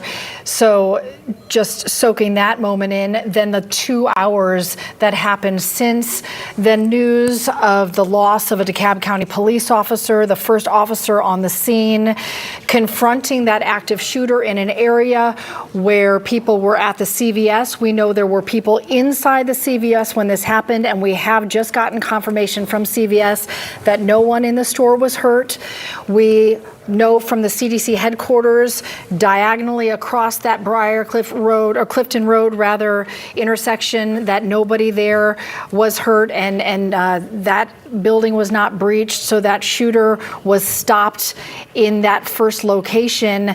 But to give a better understanding of what those first responders dealt with in those moments and what everyone who lives in that area heard happen around them, we want to take a moment in just a second to listen to some of the video of those initial gunshots.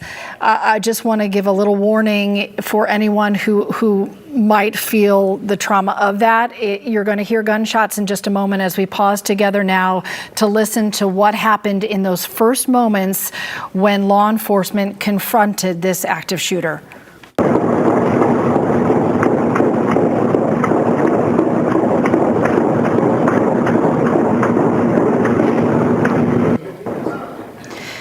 So rapid shots, extended gunfire between that shooter, who we can report has been killed. That single shooter from Atlanta police, we can confirm, a single shooter who is now deceased. So now you heard all the gunshots. This is some of what happened because of those gunshots. These are images that were sent to us from someone who lives right above the CDC as they're looking out their window towards the CDC building. Pardon me. They live above the CVS where the shooting happened, looking towards the CDC building, and you're seeing bullet holes in the glass of that building. Again, we can confirm from the CDC that that building was not breached in any way. And that matches what we're hearing from people there in that area. We are working to contact some of the businesses there by phone, because obviously we cannot get there in the Clifton Road area in front of the CDC where these pictures were taken. But I can tell you there is a salon there. It's called Skin Culture Spa. They have told CNN, they've reached them through the phone, that they saw the police officer shooting at a suspect around the corner from the CVS. And this person telling CNN, the spa employee, quote, "And then I heard the Emory CDC siren go off, and then it was completely silent after that. You heard like 4 to 8 gunshots continuously and then silence again." So again, this is an employee at the spa there under the apartment where we just saw that shoot those bullets in the window. So there were a lot of people in this area that witnessed this who are impacted by this. And this is the area you're looking at. So Clifton Road there is at that intersection.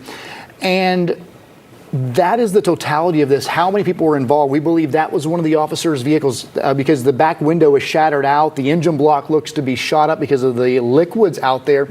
And I'll tell you something that stuck out to me. I mentioned this a little bit ago, but there was a white vehicle parked outside that CVS. It's been there since we started coverage, and it's in the crime scene with the hood or the back of the trunk open in it. So if you notice when we come back to that shot, you'll see it up there, and it's curious if that's involved in some way. But what's going to happen now, obviously, when you have an OIS, officer involved shooting, we know officers return fire. You'll have the GBI, the Georgia Bureau of Investigation. They will come in to do a parallel investigation. You'll have the ATF. They will be on scene to look at that gun. Where did this gun come from? The FBI is there. Right. Because we don't know if this suspect is a local. Did they cross state lines? The FBI has resources that local jurisdictions don't. They have access to a lot of databases. They have partners across the country who can help them. So there's a lot of parallel investigations, and I can tell you, I know for a fact, and what we're working to find out, if this is a local suspect, and you see police at a house next to you swarming that house, this is tied to that. They work backwards now. The suspect's down, the threat is over. While they're clearing that campus, they're going to work backwards. Who is this person? Where do they live? Where are their parents? Where are their relatives? And they're going to go to those homes and start that process, and they want to find the vehicle too, because we've seen this, Cheryl. Anytime you see these national stories where there's an active shooter, sometimes they find things in the vehicle. You know, sometimes it's a manifesto, sometimes it's explosive devices. Not saying that's here, but that's why they have to work backwards to make sure there are no other threats we don't see. And then once they locate an address, if it is local, then there's a warrant to get a computer, to get a phone, to find out what the communication has been, all to answer the question that all of us share tonight, which is why. Why take a weapon into a CVS in such a busy part of the city on a Friday at rush hour? Why would someone do this? That is ultimately the point of this investigation. And as Cody mentioned earlier, law enforcement is singly focused on that question as they are mourning the loss of one of their own. Knowing that someone is down, you're looking at the entrance to Emory University Hospital, where we know this DeKalb County police officer was taken. Why? Because it's the closest hospital to where this happened, and time was clearly of the essence. We see the perimeter still in place. You see cars coming to the entrance, and it just makes my heart sink, because you know there is a family arriving at the hospital this evening. And they have made a sacrifice too, as that officer, as we've been able to confirm, was the first officer on scene. And obviously, long before we were reporting it to you, a family got a phone call about what happened there on the intersection off of Clifton Road today. And we do know that a news conference will be happening soon. We got a 15-minute warning. However, we know with these types of news conferences, they can be pushed back. But you saw that was the news conference area. APD's public information office is out there. They'll be leading that kind of coordination. So I would say 15 to 20 minutes, we'll get our first official. We have not heard anything from law enforcement except when the shooter was down and that a law enforcement officer has been shot. Yeah, and that came shortly before 7 o'clock from the city of Atlanta, where they gave a safety update. That was right about the time that the shelter in place was lifted, when they were able to give that information, because there was a long period of time. There was a question with law enforcement, was there a second shooter? And they wanted to make certain that was not the case. And when they were certain of that, then the all clear came. They were able to say a single shooter who's now deceased, the law enforcement officer who was injured. They were able to just confirm the injury. It's our sources telling us that a DeKalb County police officer has died. Again, we expect to hear more about that officer and potentially the shooter in this press conference. And we have heard from other officials. I just want to share the statement that came in from Governor Brian Kemp. His statement reading, "Twice this week, deranged criminals have targeted innocent Georgians.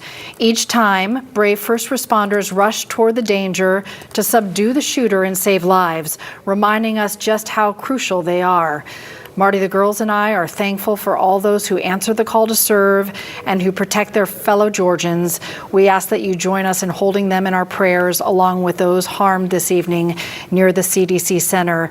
The governor sharing that statement before we came on the air from our sourcing about the law enforcement officer who we are told by our sources died in the line of duty. We know we'll hear more from our elected officials about that loss throughout the evening. And just to give you a perspective, for this year so far, we have seen 3 officers killed. Well, this would make the 3rd officer killed in the line of duty. We had the Roswell police officer, Jeremy Labonte. He was killed in a shootout on February 7th, 2025. Then we had Captain Garcia with South Fulton Police died in a crash on April 16th. This would make our 3rd Metro Atlanta law enforcement officer killed in the line of duty today here on August 8th, just after 5 p.m. And let me tell you, I just kind of got a screenshot of the vehicle we've been looking at from the back side of a DeKalb County police officer's vehicle. The back window shot out. I can tell you in the front of this vehicle, there's over a dozen shots, bullet holes in this DeKalb County police officer's vehicle. See that white car? That is the white car that has been sitting there earlier the SWAT team was around that white car to the top of your screen to the left. Doors open, Yes. hood up, The right SWAT by team the was all entrance. over that car earlier, and it has not moved. And we saw when that crime scene tape came up, it was outside of the Yes. car that you see, the white car Cody was pointing out, and the officer's vehicle that was shot out. And I'll tell you, this DeKalb County police car, I would say it has more than a dozen bullet holes in the windshield, in the hood, in the side of it. So it's almost as if this deputy or this police officer pulled up and instantly took on gunfire or was hiding behind that vehicle. But I can tell you, there was a barrage of bullets. You heard Cheryl played that video a while ago. You could hear it from neighborhoods. But there had to be dozens of shots fired. That's that vehicle at question. The front of that vehicle is riddled with bullets. Cody and I are looking at a still image on our computer right now, and I'm just counting the bullet holes I see in the front between the hood and the windshield. I've counted 16. And again, we don't know, was that officer, sometimes they shoot from inside. If you're taking active gunfire, they are going to shoot immediately. So we know for a fact this was a large shootout. We saw some of those bullets flying to the apartments above the CVS.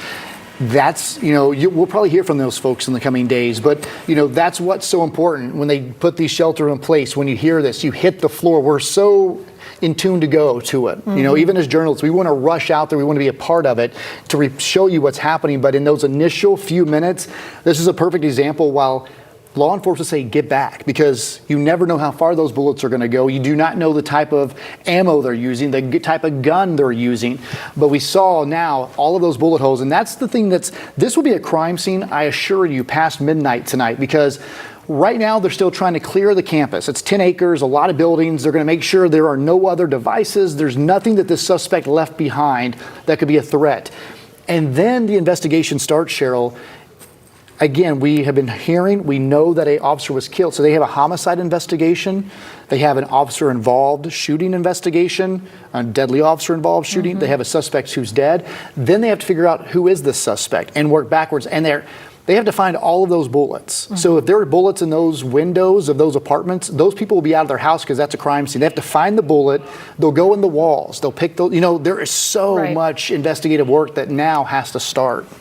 And if you're not familiar with this area, let me just explain what you're seeing. These are the bullet holes in the glass of the CDC building. So this would be the perspective if you were at the CVS where the shooting happened, looking across the parking lot to the CDC headquarter building. The bullet holes you're seeing are in that building, and I'm guessing it's a football field away. So from where the barrage of bullets we heard together on that cell phone video happened, some made it all the way to the CDC headquarter building, which is why when those messages come to shelter in place, it's so critical to heed the warning right away, stay away from windows, stay as far back as you can, because that was not the intended target, but bullets went through the glass of that building. And if you're just joining us, I just want to reiterate, we did hear from the CDC that the building was not breached. No one went inside that building. Nobody was hurt. So you understand how fortunate it is when you see those bullet holes that no one was next to the window sitting at their desk when that happened. And they sheltered in place in a way that was safe. And we're not talking about any civilian injuries, because Emory University is right there with 20,000 employees. The CDC is right there with more than 11,000 if they're working in the building. That CVS there, we know there were people inside the store 5 o'clock on a Friday evening when this happened, and then the apartments right above that first floor CVS. And we're hearing from a lot of people who live there who heard this all happen and had no idea at that moment what was happening. And I'm glad that we're not talking about any civilian casualties, but we are, mourning the loss of a law enforcement officer here in the city. And I do want to bring this up just because we're trying to just be transparent. What we see out here, a lot of times I'm in the field. So it just happens today I'm here in studio, but I've been out to the CDC, and something that I just was pointed to is a lot of times they have protesters out of the CDC every day at the CDC entrance at Emory Point. Sure, we've seen that. And that's typically where they stand, is on the edge. So it's, did they witness this? Was there some alternative motive? Because I think a lot of the CDC employees are on right now social media saying, hey, it wasn't us. We got stray bullets in our windows, but it seems like everything happened right there at the entrance area on Clifton Road. Because again, my source originally said 1600 block. Then we heard from APD. They responded to the 1760 area of Clifton Road. And it's all at that CVS area. And then witnesses telling CNN they saw them shooting at the suspect around the corner, which is where that car is parked. And I will tell you where that car is parked and we looked at, they usually stand on the other side. So there's a lot of things happening here. And I think anytime I said you hear CDC, it's very controversial with what's going on in our political environment. Certainly. And I think that's what caught a lot of attention. But this should catch attention anyways at this point, because again, we have a law enforcement officer down at this hour and a suspect, and a lot of questions what led up to this. And if you are just joining us, typically we're not on the air at 7:22 here, but just kind of reset everything. Around 5:02, Cheryl and I were in our newscast at retweet to hide, fight, or run that they had an active shooter near Emory Point at that CVS, Cheryl. And I think that's when we were trying to figure out where is this happening. We saw a massive response, and out there you have agencies from all over Metro Atlanta. You had fire, EMS, you had state agencies and federal agencies. They trained for this, and all of them came together on this stretch of Clifton Road right here and contained this scene. And they did what they practiced, what they trained for. And this is where it all went down. Right here at this intersection is where this happened, Cheryl. And we know the shots rang out around the 5 o'clock hour. I would imagine if the alert went out at 5:02, this shooting had to happen a little bit before there to have time to even know that this is what's going on and to get that out. And to send the alert out. We know that Emory Hospital was locked down. We know schools in the area were locked down. We know of memory care centers that were locked down. That's all since been lifted. And as people sheltered in place for a long period of time, there was discussion about whether it was one shooter or two shooters. Atlanta police has since confirmed it was one shooter. That shooter is deceased. As we're seeing some perspectives here from people who were taking video outside of windows as they were sheltering in place, all of this right around that Emory University and the Emory Hospital right there. And at 7:24, I can tell you that we are on par, according to Atlanta Police, to start a press conference at 7:30. We know Atlanta Mayor Andre Dickens is there. Atlanta's Police Chief Darren Shearbaum is there. We assume DeKalb County will be there, as well as we're hearing a DeKalb County police officer has died in the line of duty. And DeKalb Police, in the history of its department, has had 32 line of duty deaths. The last one, Sergeant Daniel Marcus Mobley, was hit and killed by a car in January of 2021. That's the last time that department lost one of its own. This investigation still very much in the beginning stages. To your point, Cody, we know where the confrontation happened between police and the shooter. We don't know what brought the shooter to the area. And that's an important point because we're talking so much about that CVS. But you're right, there's a lot happening there. The university's there, the hospital's there, and CDC headquarters are there. So as you're following along with us, just know that is something we don't know the answer to because it speaks to the motive and the why. We just know that that's the place where the confrontation happened. And I think it's interesting too that the APD chief, Chief Shearbaum, is going to lead this with the Atlanta mayor, even though this isn't a section of DeKalb County. But obviously, when you think of the CD, it's in Atlanta, so they are going to take the face of this. And I'll tell you, Shearbaum, he takes heat a lot, but typically when he does step up to a podium, he does not hold back on a lot of things. He will put as much out there that he can. That's true. The mayor will too. Obviously, the attention of the country is on Atlanta right now as this has went out nationally. But I imagine Chief Shearbaum is going to give us as much as possible on this suspect without compromising the investigation. Of course, a lot of things we put out there throughout the night, but he likely will give us some good information on at least what transpired on Clifton Road. All right, some really important new information coming in from our partners at CNN. CNN is reporting that law enforcement sources are saying, after speaking with family members, that the shooter believed he was sick or became sick because of the COVID vaccine and was therefore targeting the CDC. The CNN is reporting that the CDC is still on lockdown. That's interesting. Of course, they have their own sources. Mm-hmm. We have not heard that, but I will tell you, of all the places this could have happened, it happened across the street from the CDC. And I will tell you, just as a journalist trying to go to the CDC, it's like going to the FBI office. You have to give all of your credentials. It's on lockdown. It's very hard to get in there. Mm-hmm. And who knows if he was on his way? That's the question I have, is the initial response. Why was that DeKalb County officer there? It came in as an active shooter. Did he just start shooting at the building? And like I said, if that is true, again, these are all sourcing. No law enforcement has confirmed this, but CNN obviously is here in Atlanta. They have a lot of good law enforcement sources, and everybody's wanting answers. But I don't think they might be too far off, considering this did happen in the street at the entrance of the CDC, because it doesn't make sense. Why at this apartment complex? Why at the CVS? He wasn't inside. That's questions maybe Chief Shearbaum will answer, or at least say that's something they are looking at. But if you are just joining us here as we approach the 7:30 hour, this is where it happened. That is a DeKalb County police officer's vehicle that was shot up just around the 5 o'clock hour.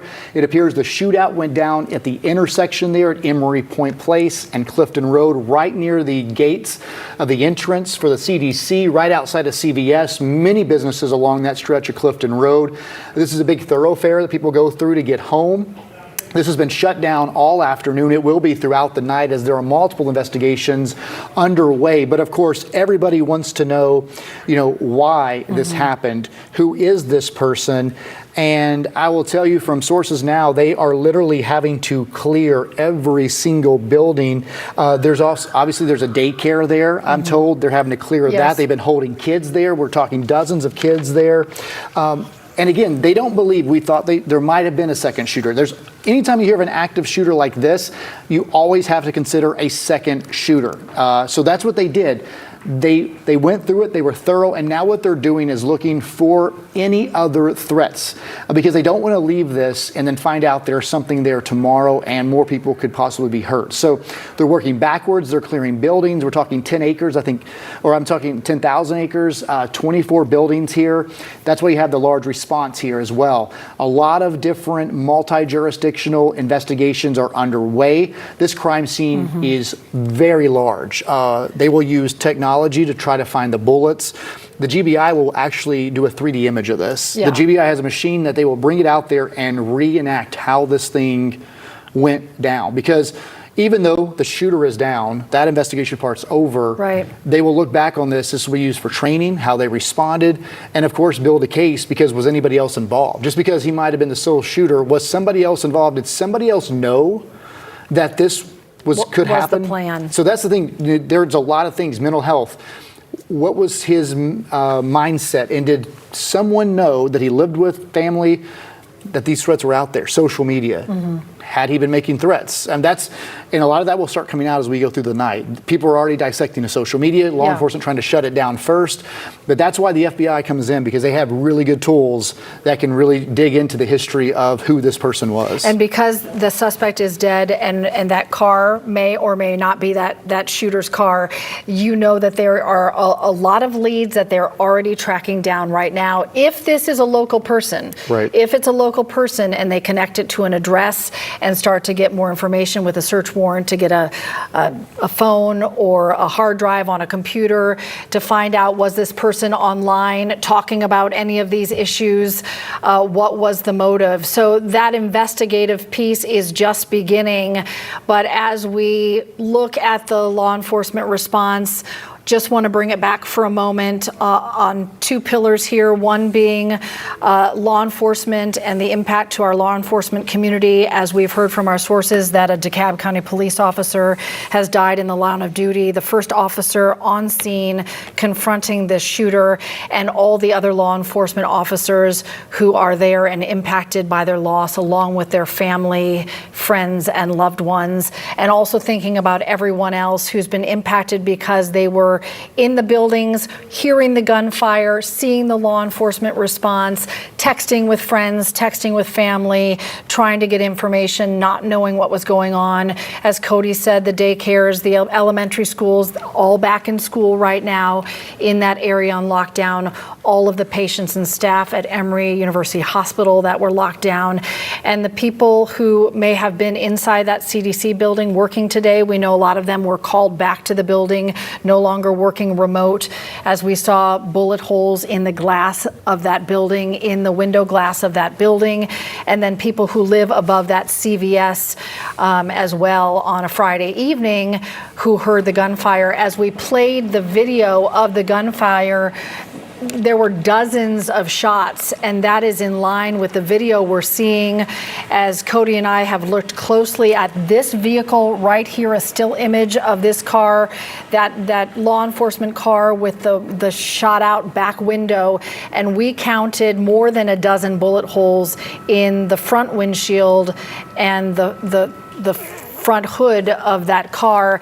as in the very early moments that we were live with you on the air right after the 5 o'clock hour, as we were watching SWAT members running towards the building, we saw officers crouched next to that vehicle with their guns drawn in those initial moments after the response. And then it was about an hour and a half later, they started setting up that crime scene tape, building that perimeter where that investigation is now focused around that law enforcement vehicle and the white car there next to the CVS with all the doors open and the hood popped, and to make sure, there it is, that's the white car we're talking about, that we're wondering is the suspect's car and perhaps could be leading other investigators right now to gather the information that could answer the question about why CNN saying that there might be a link to CDC according to their sources. Cody's working his sources, our newsroom, we're all working the sources. That question has not been confirmed. Again, any moment now we expect to hear from police and the mayor and other city officials about what other information they can share about the shooter, about the officer who's down, and any hint to a motive about what's played out here in the city of Atlanta, in DeKalb here today. And here you can see Chief Shearbaum. He's on the left there. You see Mayor Dickens. He's right in the middle. That's a lot of the command staff for APD. The woman in the white blouse, black skirt there, she is the head of the Public Information Office for APD. They have a lot. Now you see the woman behind her or in front of her. She's in the black polo. That is the Public Information Officer for the DeKalb County Police Department. They are the ones that disseminate all the information to us that we send to you. So they prep their chiefs, they prep the mayor as well. They're all talking there. That is the command staff for APD and the DeKalb County Police Department, along with the mayor. And of course, a very tough day for DeKalb County, because we do expect them to walk out and confirm what has been told to us by sourcing. It's also been reported by national outlets is that we have a law enforcement officer who was shot and killed today. And you see the guy right there in the blue with his back to us. That is Tony Thomas. He's from the FBI. He's a spokesperson for the FBI. So it does look like while APD and the mayor might lead this, they're going to have their national or their federal partners, local partners. She's likely coming over right now to tell us a 2-minute warning, but I believe she runs a tight ship. This will start pretty much on time because, again, they know people are watching. They know this is a big situation. They know they've lost an officer, and people want answers because this impacted not just that area, but we're talking daycare there, employees, people who are out and about today and saw this response all over the city. If you're just joining us here expecting to see Jeopardy, obviously we're covering an active shooter that was at the Emory Point CVS there on Clifton Road. The shooter has been taken down by law enforcement, but our sources tell us that a DeKalb County police officer has died in the line of duty. All of this unfolding as tens of thousands of people had to shelter in place, which is why we have continued our coverage here on 11 Alive. We are airing Jeopardy right now on WATL. If you are looking for Jeopardy, you will find it on WATL. We're going to stick with you here through the press conference as we anticipate getting a lot of new information. They have delayed the press conference for a bit here, but that is because it's really critical that there is some coordination between the different jurisdictions, between law enforcement and the city and the FBI to make sure they're all on the same page and they get out the information that is correct. They're also wanting to be sensitive to the victim's family here and to all law enforcement families who are feeling this and to the community that has been impacted in a number of ways through this today. So they're taking the time they need to get the information sorted out that we'll share with you here as soon as they walk up to the podium. And even as we're waiting, they are getting new information because this is a very fluid situation. Our own Grace King even saying that she is there near the podium, and they say that, again, this is evolving. They're learning new information as we speak, but it does appear that Mayor Dickens and Chief Shearbaum will be the only two addressing this situation. They will be backed up by their partners there, as I mentioned. That's DeKalb County Police there behind them. That is also the mayor as well who will be speaking. That's the FBI back there and other locals as well. They are getting briefed on the situation, but they will walk up. It's likely they will allow. Chief Shearbaum usually does take questions, and that's when we will ask, anything that he doesn't answer, because even though he does try to give as much as possible, this is a very complex investigation. And better to hold some of that information close to the vest. At the end of the day, they don't want to compromise the investigation in any way. This is obviously a high-stakes investigation. There are a lot of moving parts. They're going to be as forthcoming as they can, but they are going to protect the investigation and also be sensitive to the families. The families will have some of the say of how much information is even given about a victim. And so we're expecting that to happen momentarily. As the CDC has been more and more part of the conversation about potentially maybe a reason the shooter came to this area, I want to mention that as terms of communication from the CDC, the only confirmed information we have from the CDC is that the building was not breached, meaning no one got inside the building. We do have pictures showing bullet holes in windows at the CDC. I'm on the CDC X page. They have not released any other statement that I see in terms of that, but we understand the CDC campus is still on lockdown, which I think is interesting because a lot of other places have been released up to this point. And I think that matches what sources are telling us is that, again, we're talking a 10,000 acre property with 24 buildings. I mentioned there's daycares there. I'm told, there's over 100 kids in this daycare. I know CNN was reporting that they talked to a mother on scene. She ran over a mile to try to get to her child. This impacted a lot of people. And this is, if you're just joining us again, this is where all of this unfolded, we believe. Maybe that white car there at the top of your screen has something to do with this. It's been there. The SWAT team was around it. That's the CVS there in the far upper side. This is where all agencies responded around 5 o'clock to an active shooter call. We understand the mayor and Chief Shearbaum with Atlanta Police are walking up to the podium. There might be a little bit of silence, but here comes Mayor Dickens right now. Let's take a listen. Good evening. My name is Andre Dickens. I'm the mayor of the city of Atlanta. I'm joined here today by Atlanta Police Department Chief Shearbaum, Atlanta Fire Rescue Chief Smith, as well as FBI SAC Brown to my right, and the DeKalb County PIO Officer Wells. We're just a few of the individuals and teams that are here that's been on scene for the last 2 hours as I've witnessed the coordination amongst many of this active shooter incident that occurred today on the campus of Emory University, just off site of the CDC and next to this CVS pharmacy. This active shooter incident started this afternoon, and Chief Shearbaum will give you some of the details regarding that. I witnessed over the last 2 hours a very coordinated response.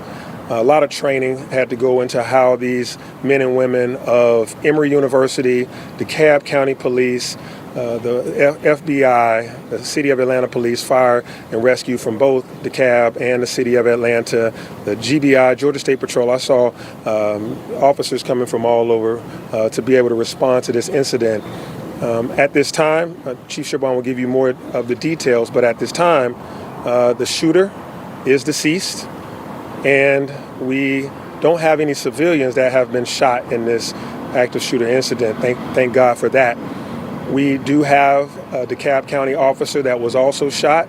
And at this very moment, the CEO of DeKalb County, Lorraine Cochran Johnson, as well as the police chief of DeKalb County are at the hospital right now, meeting and talking with individuals, the families, and other officers that were involved having to respond to this emergency situation.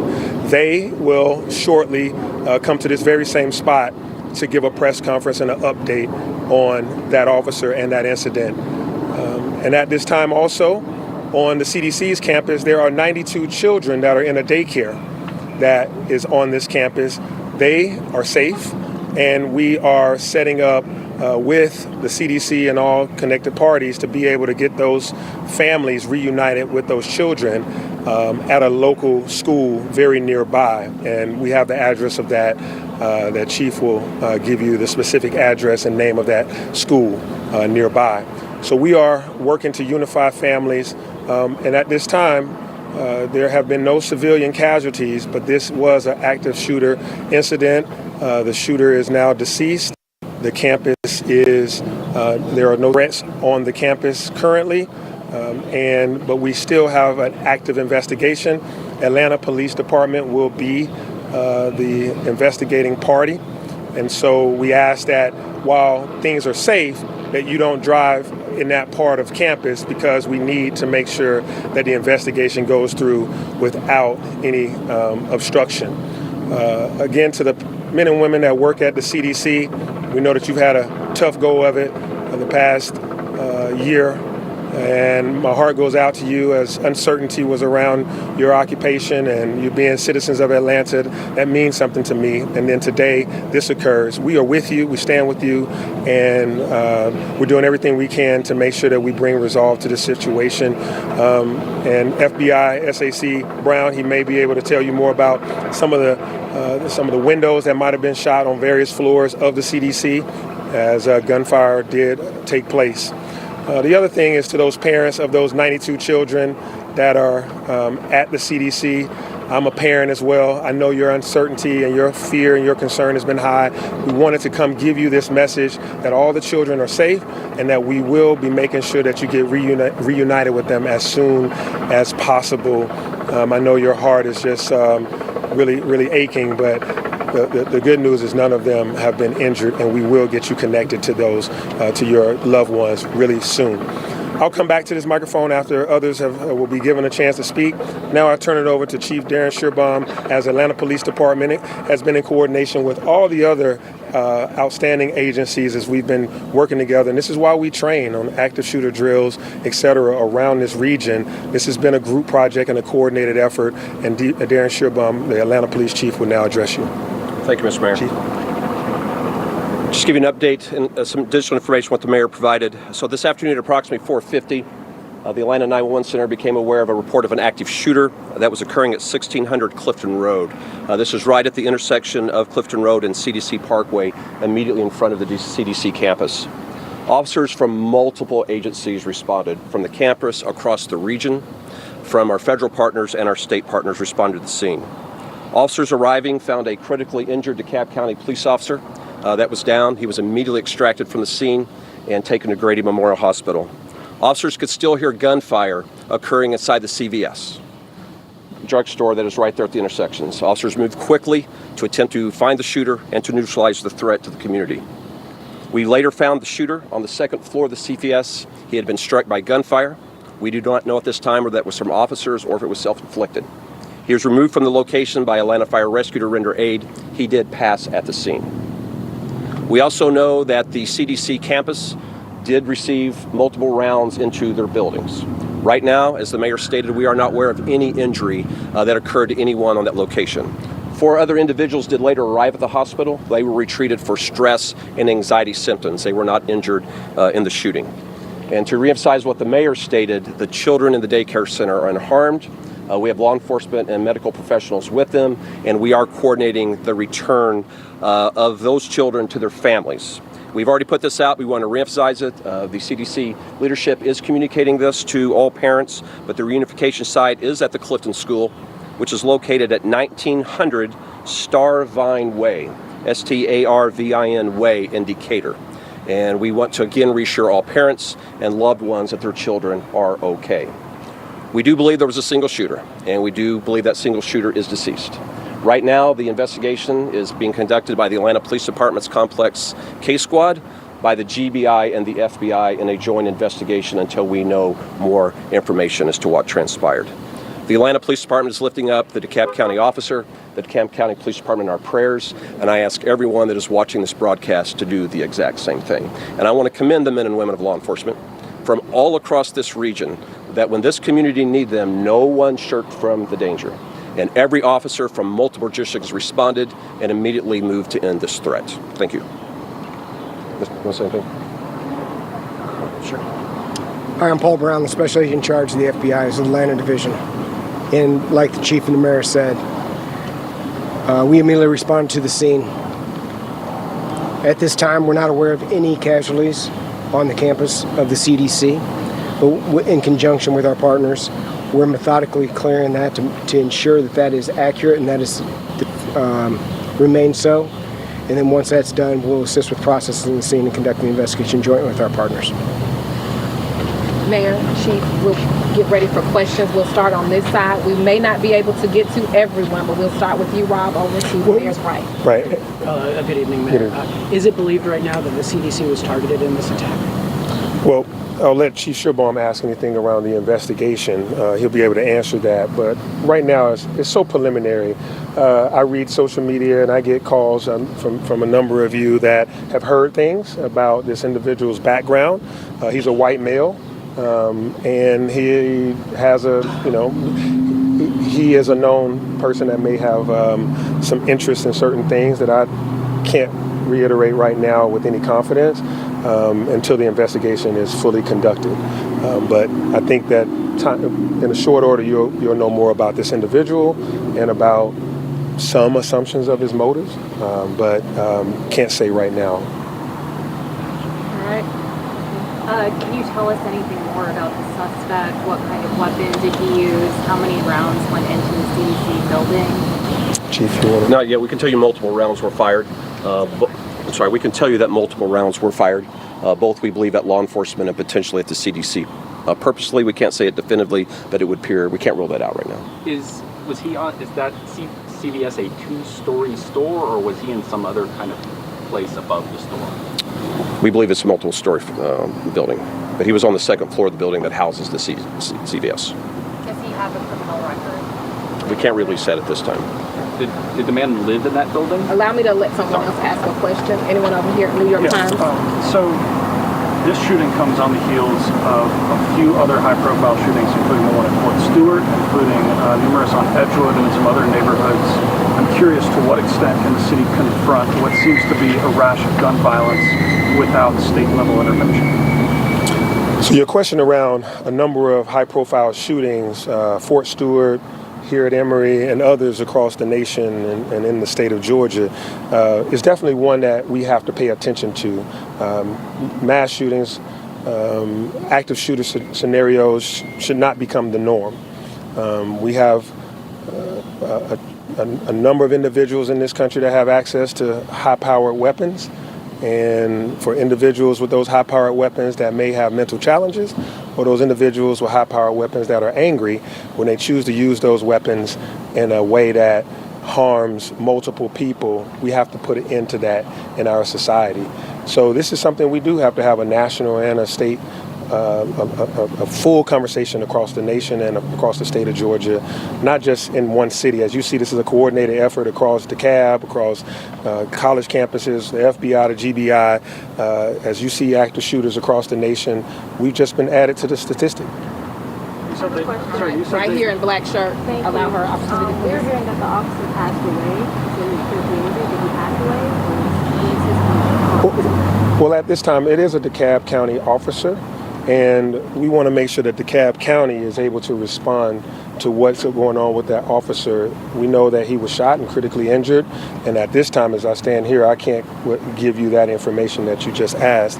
We have the PIO of DeKalb County here, and as I said, in short order, you will hear from the DeKalb County Chief and the DeKalb County CEO. All right, over here. Can I ask, why was the DeKalb officer there? I know this area is kind of on that border, but just talk about that, maybe Chief Shearbomb or you, Mr. Mayor. I want to talk about how mutual aid and how we're all kind of together. Well, this is an area that is part of the city limits, but inside of DeKalb County, so it's not uncommon for patrol patterns to cross for multiple jurisdictions that may share the space. We don't know why the officer was there. Was he going to work? Was he coming home from work? We don't know if he was on patrol. We will know that at the end of the investigation. Hang on, Ryan. She's got it. Did you want to give an update? So we can confirm that our officer was responding to the threat of the active shooter. So you can't. Yes. Could you say it one more time? Yes, we can confirm that our officer was responding to the threat of the active shooter. Can you give an update on the condition? There have been several media reports that he's passed away or she. So we can't confirm that at this time. Like Mayor said previously, our chief, interim chief Pedrick, will be here to provide an update. I just don't have that information readily available. Ryan, over here, Ryan. So we are, both Chief and Mayor, if you can, we're getting reports that maybe the suspect who was known had some issues with the CDC because he was upset about a COVID vaccine and he thought it made him sick. Is there any way you guys can maybe address that, and maybe if he was targeting the CDC because of the vaccine? We cannot confirm at this time. This is in the earliest stages of the investigation. The same questions you have, law enforcement has. And so everything that is the question of the nation, we're going to get the answer to, and we'll be able to report back as soon as we can. All right, Univision.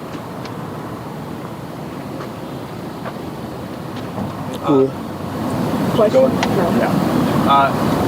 we're hearing this maybe for Cab, but was this officer a rookie officer? We heard basically he's almost ambushed a little bit when he actually arrived on scene.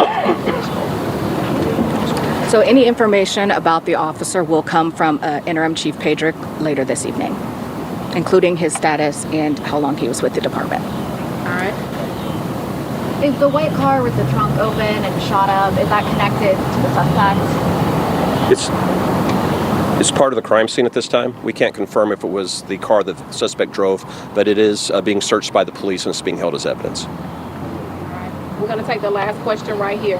Do you guys have a timeline of when the gunfire was called in and how quickly officers responded and how quickly the suspect was essentially? 4:50 p.m. is when the first call came in. Law enforcement arrived very, very quickly thereafter. Oftentimes when officers arrive, they're so quickly engaged in the scene they can't radio out. So we'll be reviewing all video to determine when the first officers arrived. But the response was from multiple agencies. I wish I could name everyone right now, but the citizens of the Atlanta region should be proud of their law enforcement today.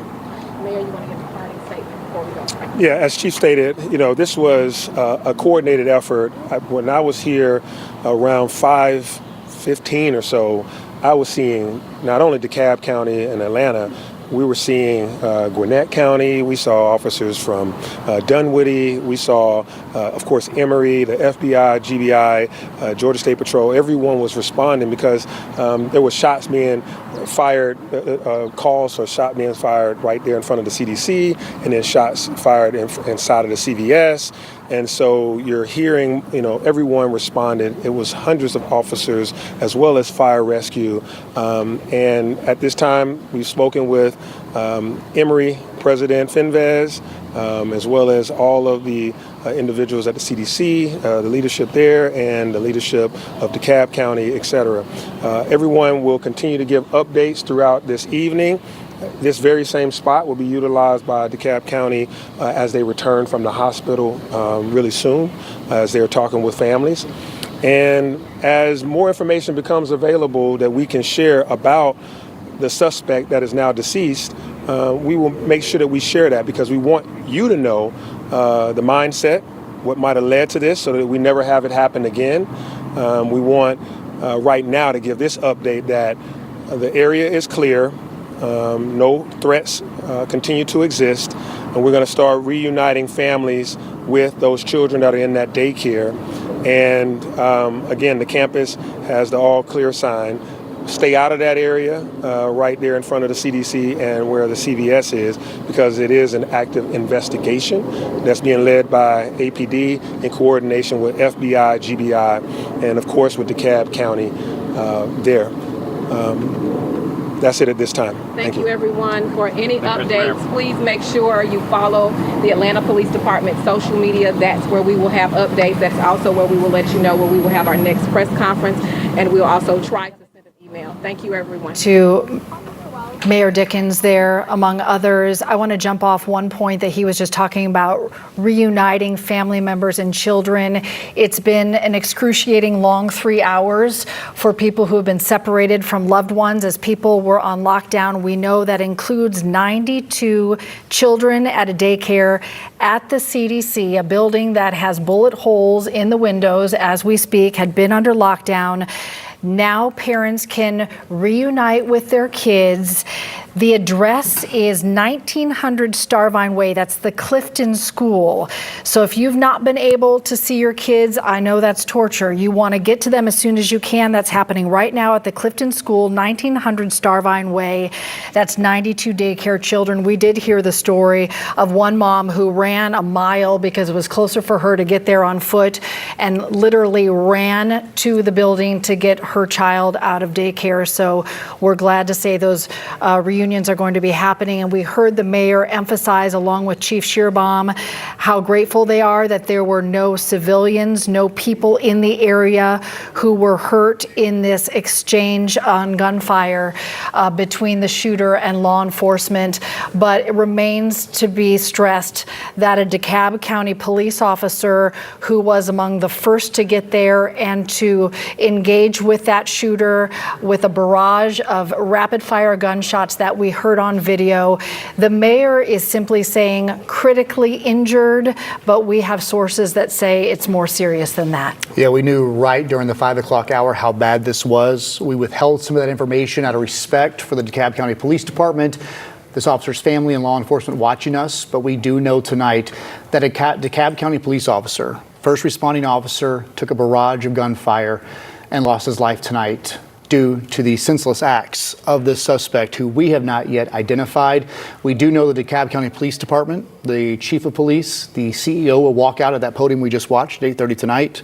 We'll bring it to you live, and it's likely that is when they will announce the passing of one of their heroes in DeKalb County, who responded today to save, probably saved many lives, and took that gunman down, at least injured him. Still unclear if he took his own life or if that officer took his. We're talking about the area around Emory University Hospital, the Emory campus, and the CDC headquarters. The mayor specifically talking about the CDC headquarters as part of this investigation. This, if you don't know that area, is right along Clifton Road and CDC Parkway, and the shooting right by that CVS pharmacy there on the corner. We are going to hear from members of DeKalb County, from the law enforcement arm of the county, and the CEO of DeKalb, Lorraine Cochran-Johnson, coming up at 8:30. We'll bring that to you here on 11 Alive. And to be honest, that's the most important news we'll get tonight, because again, that officer died a hero tonight in DeKalb County in the city of Atlanta, protecting the people that he signed up to serve and protect. Of course, we'll bring that to you right here on air when they walk out, and of course we'll be streaming that as well inside the 11 Alive Plus app. If any more information comes in, we'll cut into program. For now, we'll send you back to our regular programming.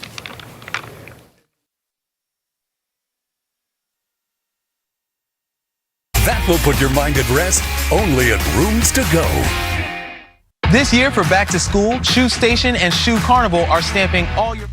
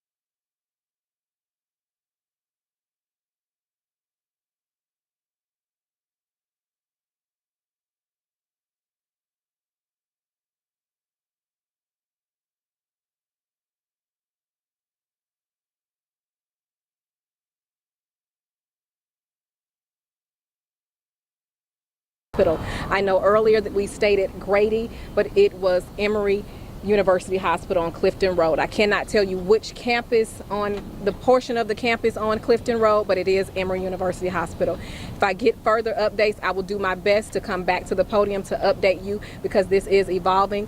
Our chief is Atlanta Police Department Chief Darren Shearbaum is headed to the hospital. There he will meet the DeKalb County Interim Chief Patrick. So for any other updates, we'll try to do them here at the podium. If not, we will update you via social media. Thank you, everyone. GBI will take the lead, yes. All right, Morgan, so we were just hearing conflicting information, obviously, about where that law enforcement officer who was struck by gunfire was taken to as far as medical treatment, but one thing that he is at a hospital near Emory University, and we're expecting to hear another update on his condition in the next hour or so. But the good news is that nobody else, aside from the shooter and this one police officer that his officials are aware of, was struck. We know that 4 additional people were hospitalized.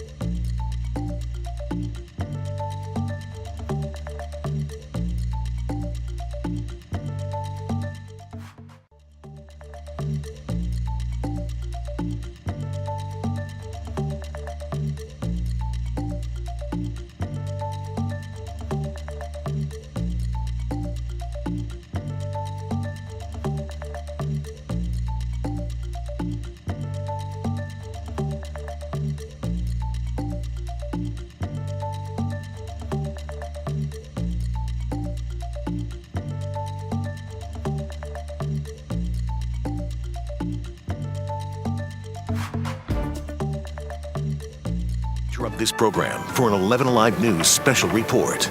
Cheryl Preheim here alongside Cody Alcorn. There was an active shooter outside the CDC just before 5 p.m. We're going to get an update now from DeKalb County.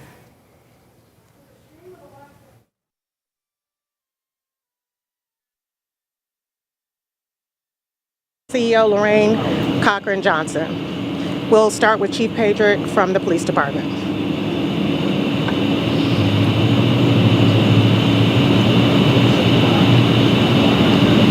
Evening, everyone. My name is Greg Pedrick. I'm the interim chief for the DeKalb County Police Department. I'm not going to comment on the investigation and what's going on with the investigation that's being conducted by the Atlanta Police Department with assistance from the Georgia Bureau of Investigations. But what I can say, it is with profound sadness that we announce the loss of the life of one of our very own DeKalb County police officers. This officer responded to the call as he was trained to do. And during that incident, he received gunfire and he lost his life in this incident. He was committed to serving the community. At this time, we're asking for the community's prayers for his family, his friends, his loved ones, and the entire DeKalb County Police Department family. It's a noble profession that we all do. We answer the call to serve our community, and he gave his life with a commitment to serve others, and he should be respected for that. At this time, we are not going to release his name with respect for the family, but we will provide his name and photograph at a later time. We ask for your prayers and your thoughts during this difficult time, especially for his family and for all of the officers involved in this incident and the DeKalb County Police Department. Thank you.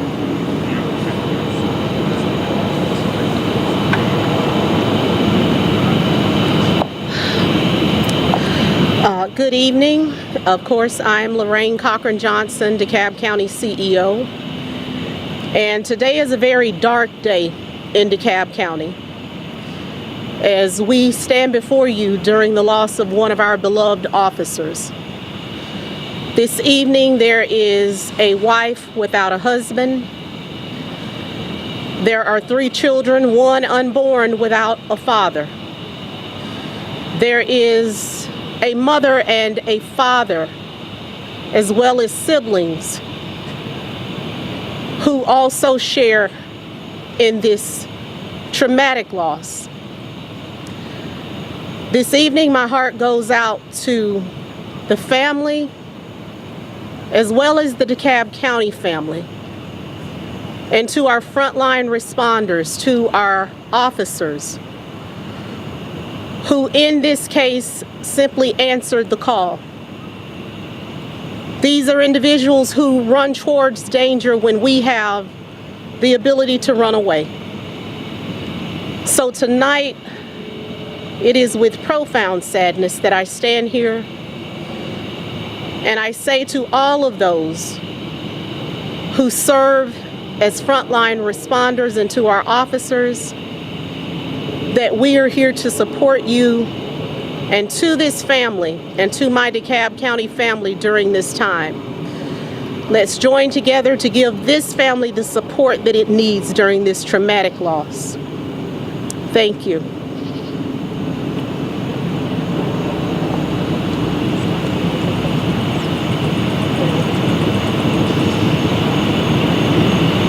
So those are the official statements at this time. We will not take questions right now. We do plan to have an updated statement for you as we receive more information. Thank you. Thank you.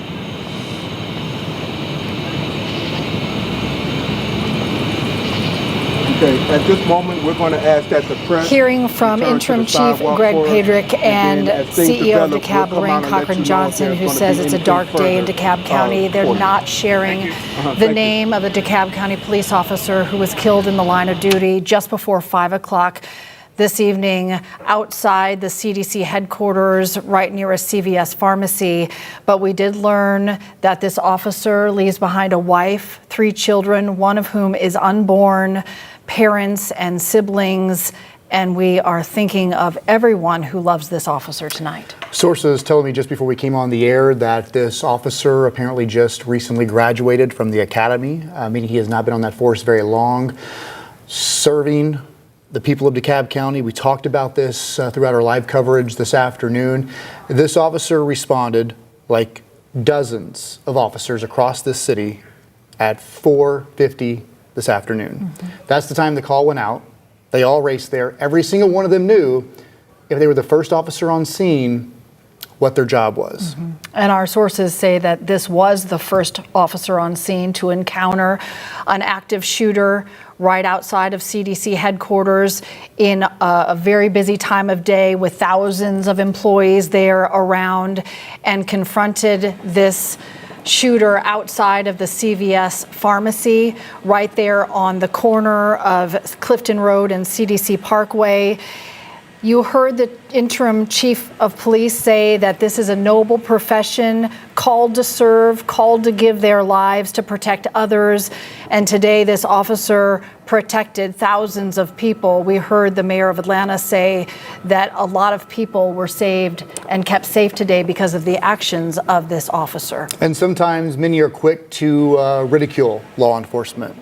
But I'll tell you, that officer today died a hero. He saved lives on Clifton Road in that 1600 block. There were businesses, there were witnesses, and from our understanding, that officer did not have a chance though. He responded, he took on a hell of gunfire, he tried to fight back, but the senseless act took a life of a hero today, a father, an expecting father, and a son, and a brother to many in that agency and across this city. And I'll tell you, it's not just DeKalb County hurting tonight, but it's every law enforcement officer in the city, because they all know every single officer that responded this afternoon at 4:50, this could have been one of them, and it would be their families getting that call that his wife got, probably in the 5 o'clock hour, that she always had in the back of her head it could happen, but never, ever expecting her husband would not come home. The call came today, and even as the law enforcement community mourns and the city mourns, law enforcement now continues an investigation. The shooter